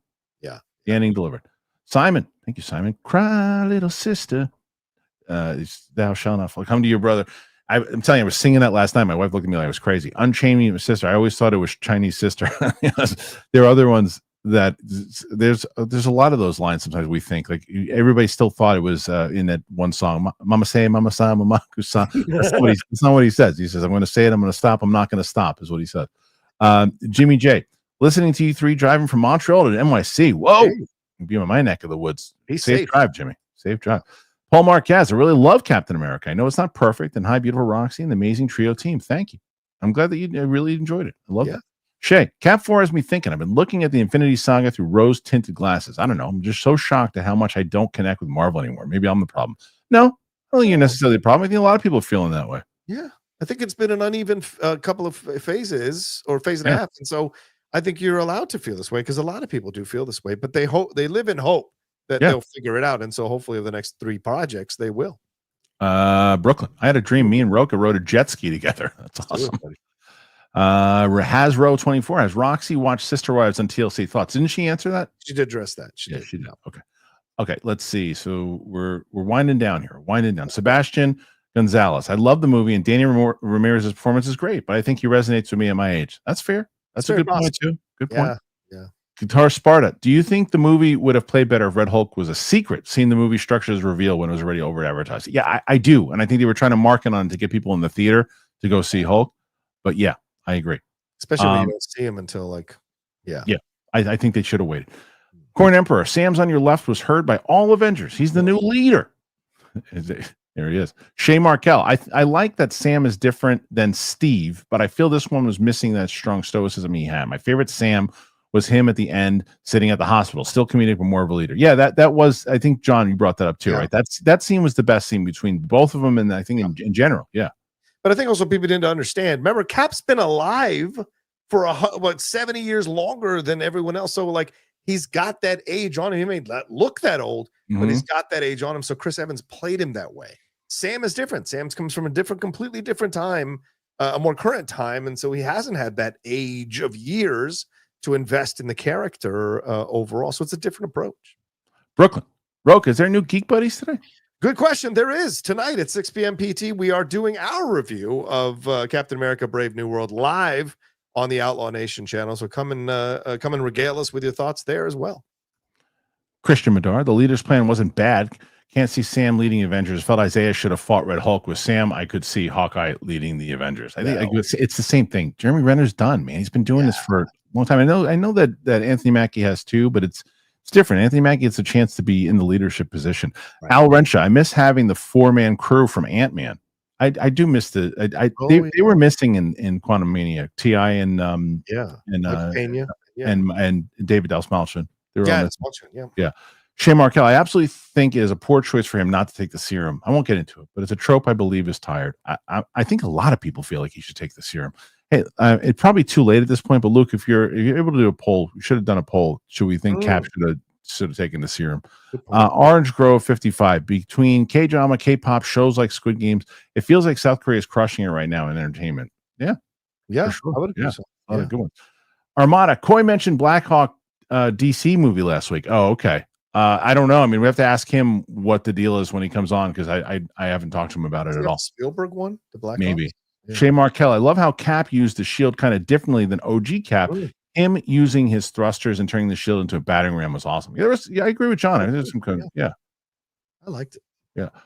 Here's Roman. Worst comic book movie casting. Worst? For me, it's Malin Ackerman in The Watchmen. Oh, wow. I did not buy her as Sally Jupiter for a second, and just didn't bring the right strength and levels and complexity to that character. So I didn't like. I thought that was the worst one. I can't even think. I don't know. I have to think. I'd have to go through them. Who? Halle Berry and Catwoman. Dolph Lundgren. Oh, that Halle Berry is. I love. But that's also the writing too. Out of the Marvel movies, I'll say this: I like her as an actress. I like her as an actress, and maybe no, not Halle Berry. I'm going to say the one I'm about to bring up here now too. But and it's not because I have that I know Katie Sackhoff, but I think Katie Sackhoff would have been a better Captain Marvel than Brie Larson. How dare you? How dare you? I do. How dare you play favorites?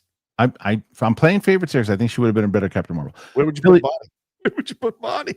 Philly G. How did Sam's hands not break when he stopped the flagpole when Ross swung it? Did I miss something? I know that's what I mean. You got a question. You got to get that serum. I'm telling you. Crystal. Bye, Roxy. Have a good day. Catch you Wednesday for the World Girl Show. Amazing show. All sorry, Mike. Hopefully you won't get mad. Oh, Mike's going to jump through the window. Oh yeah. Because of every week the look of defeat that hits his face before we even start when I tell him that Roxy's hit the 200s. Now we're almost at 300. He's going to lose his mind. Yeah. D2. Roxy is right. Torres was funny and not annoying. Yeah, to you. She's not here now, so I win. Dancing Dog 60. There's a scroll in the MCU who has all the powers of the heroes in Endgame. Fury could have sent her to help Sam out. Secret Invasion establishes. Yeah, I'm telling you, Secret Invasion has to go away. You're never going to see Amelia Walker, whatever her name is. Tyler's trying to push you to 300. Let's go, Tyler. About 17 away. Joseph Wood, first super chat. Thank you, Joseph. Saw Cap 4, enjoyed it. Doesn't deserve the hate. Yeah, I don't know why it has hate. Like mediocrity, sure. Simon Section, the two actors, Morgan Freeman, Deep Impact. Oh yes, he's great in Deep Impact. Tony Lister's Thelma didn't mean in The Dark Knight. I meant their careers. Oh, I see. Like two Perry Whites and Thunderbolt. Oh, right. I see. No, he does not say "Mama say, Mama say, Mama say." No, he doesn't. He says, "I'm gonna look it up." He does not say "Mama say, Mama say, Mama say." He says, "I'm gonna say it. I'm gonna stop, and I'm not gonna stop." That's what he says. I am too fly cam. There's a president in the third Nolan Batman. Kristian, is your friend telling you anything about Lucasfilm movies? Ooh. No, he is not. No, he is not. I really think Ray movie doesn't happen. First of all, I wouldn't ask him anything because risk his job. I'm not gonna bother him with those questions. I want him to be focused and on trying to make the movies better. I'm not gonna start asking him about things. So no, I'm not gonna ask him for anything. Plus, I wouldn't want him to get in trouble. Yeah. Okay. And I think the Ray movie is gonna happen. I think it'll happen. I think that they pushed. Yeah, I don't think she's gonna direct it. Yeah. Right? I don't think she's gonna direct it. Generally, but Sun Tzu, Carrying Crosses, Jesse the Body voice impressions are funny as shit. Yeah, it was the first thing John asked me if he did it, and Matt asked him about Jesse Ventura, and we talked about, but he didn't go into the impression. And if we would have asked him to do it, he would have. But I didn't want him to feel like he was a jukebox, you know. Right. Haskell 420. Sup, guys? Hey. This Saturday Night Special was great. There's a lot of good sketches. I sent you both to QTs. I don't know QTs. What's that? Quick Times, maybe. I don't know. Quote tweets. Sandler's Saturday Night Live 50s history song and Tom Hanks in memoriam to cancel and tasteless jokes of his past. So good. Yeah, I've been fast forwarding past a lot of the things because I want to watch the special. Yeah. So I haven't really watched a lot. Joseph Wood, Harrison Ford Eagles, great. I love the shows. Listen daily. Thank you, Joseph. Really, guys. Thank you to everybody. We've had between 900 and 1,300 people watching live the whole time here today. It's been great. Roman Fedorak, I asked because I was watching Batman v Superman on TV. Did not like Eisenberg's portrayal of Lex Luthor. Glad he's back with real pain though. Yeah, he did a good job of directing that for sure. Yeah. But not a great Lex Luthor. Mike Joyce, why didn't they fly in their suits to Camp Echo 1? Oh, because they didn't want to be detected, I imagine. Yeah, probably. I would imagine. Yeah. Grimbeer 13, member for 2 months. Thank you. I don't think Sam should take this serum. I think he should be more of a field commander than in the fight with the big guns. Yeah, but they're not going to do. If you're Anthony Mackie, you want to be in the fight for sure. This is the last one for now. Okay. RQM DSMG sending support for 300. Look, 288. I think John will take it. I think you'll take it. Yeah. Shattered the record here today, John. Give a big plug, man. What's going on with your channel? Come on, guys. If you want to follow me on social media, it's at The Rocha Says on Twitter, Instagram, and Blue Sky.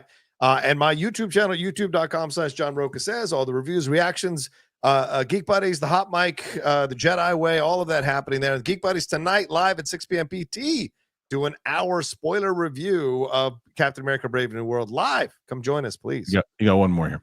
Hey, Shay, you make a great point, Rocha, but I think the Avengers needs a stoic leader. Think about your time in the military. Bro, I would not feel confident deploying if my commander acted like Sam. I think I'd be just fine with Sam by the end of the movie. Maybe so. Tetrona 9101. Keep it going. Favorite music biopics film? Oh, man. John, go ahead. This is your alley. I mean, look, I love the Walk the Line, of course. I dig The Doors from Oliver Stone with Val Kilmer there. I think A Complete Unknown is absolutely fantastic as a biopic film. I think those are three right now that jump to mind in my mind. What about you, Kristian? Do you have anything in your head? I love The Doors. I really like Complete Unknown for sure. Ray is pretty. Oh, Ray's good. Yes, Ray's pretty damn good. I'm trying to think of the other ones that I like. Bohemian Rhapsody. I like it. Okay. I really like it a lot. Okay. I've seen it twice. La Bamba is one that had the door. Yeah, the Doors. Bring up La Bamba, of course. Yeah, the Doors I love. Yeah. All right. I think Rocket Man is good. Rocket Man is underrated. Yeah. Rocket Man is super underrated. Elvis is good. And some really good ones. Anyway, all right. Listen, thank you guys for being here today, John. Thank you for sticking around a little longer. I'll see you back here tomorrow. Yeah. All right, so John will be back with me tomorrow. Thank you guys. Apple Podcasts, Spotify, anywhere podcasts are found. Thank you to Roxy. Thank you to Rocha. That's it, man. We got a lot of things going on. As I mentioned, we are going to be putting up the Endgame reaction. That is tomorrow. Make sure you check it out. Go there, support it. Sam is on Instagram, by the way. You can go to Sam Reacts NY. We're trying to get her to 2,000 followers now. She's already over around 1,500, which is great. So thank you for all the support there. We got one more question here, too. The Rocha and Roxy show for 300. Thank you, Corn Emperor. Listen, 291, they'll take it. I don't think anybody's touching that for a very long time, although I didn't think anybody was touching 240. But hey, there you go. Maybe when we do the Superman spoiler discussion, we'll be here for 5 hours. But thank you guys for being here. I really do appreciate it. As I said, I got a lot of things coming out this week, and I appreciate all the support and everything. So thank you guys. Really, really appreciate all your support. We'll be back here tomorrow with myself and John Rocha. Again, 2 days for Rocha. So thank you. We'll see you again. Bye, bye. Bye, bye.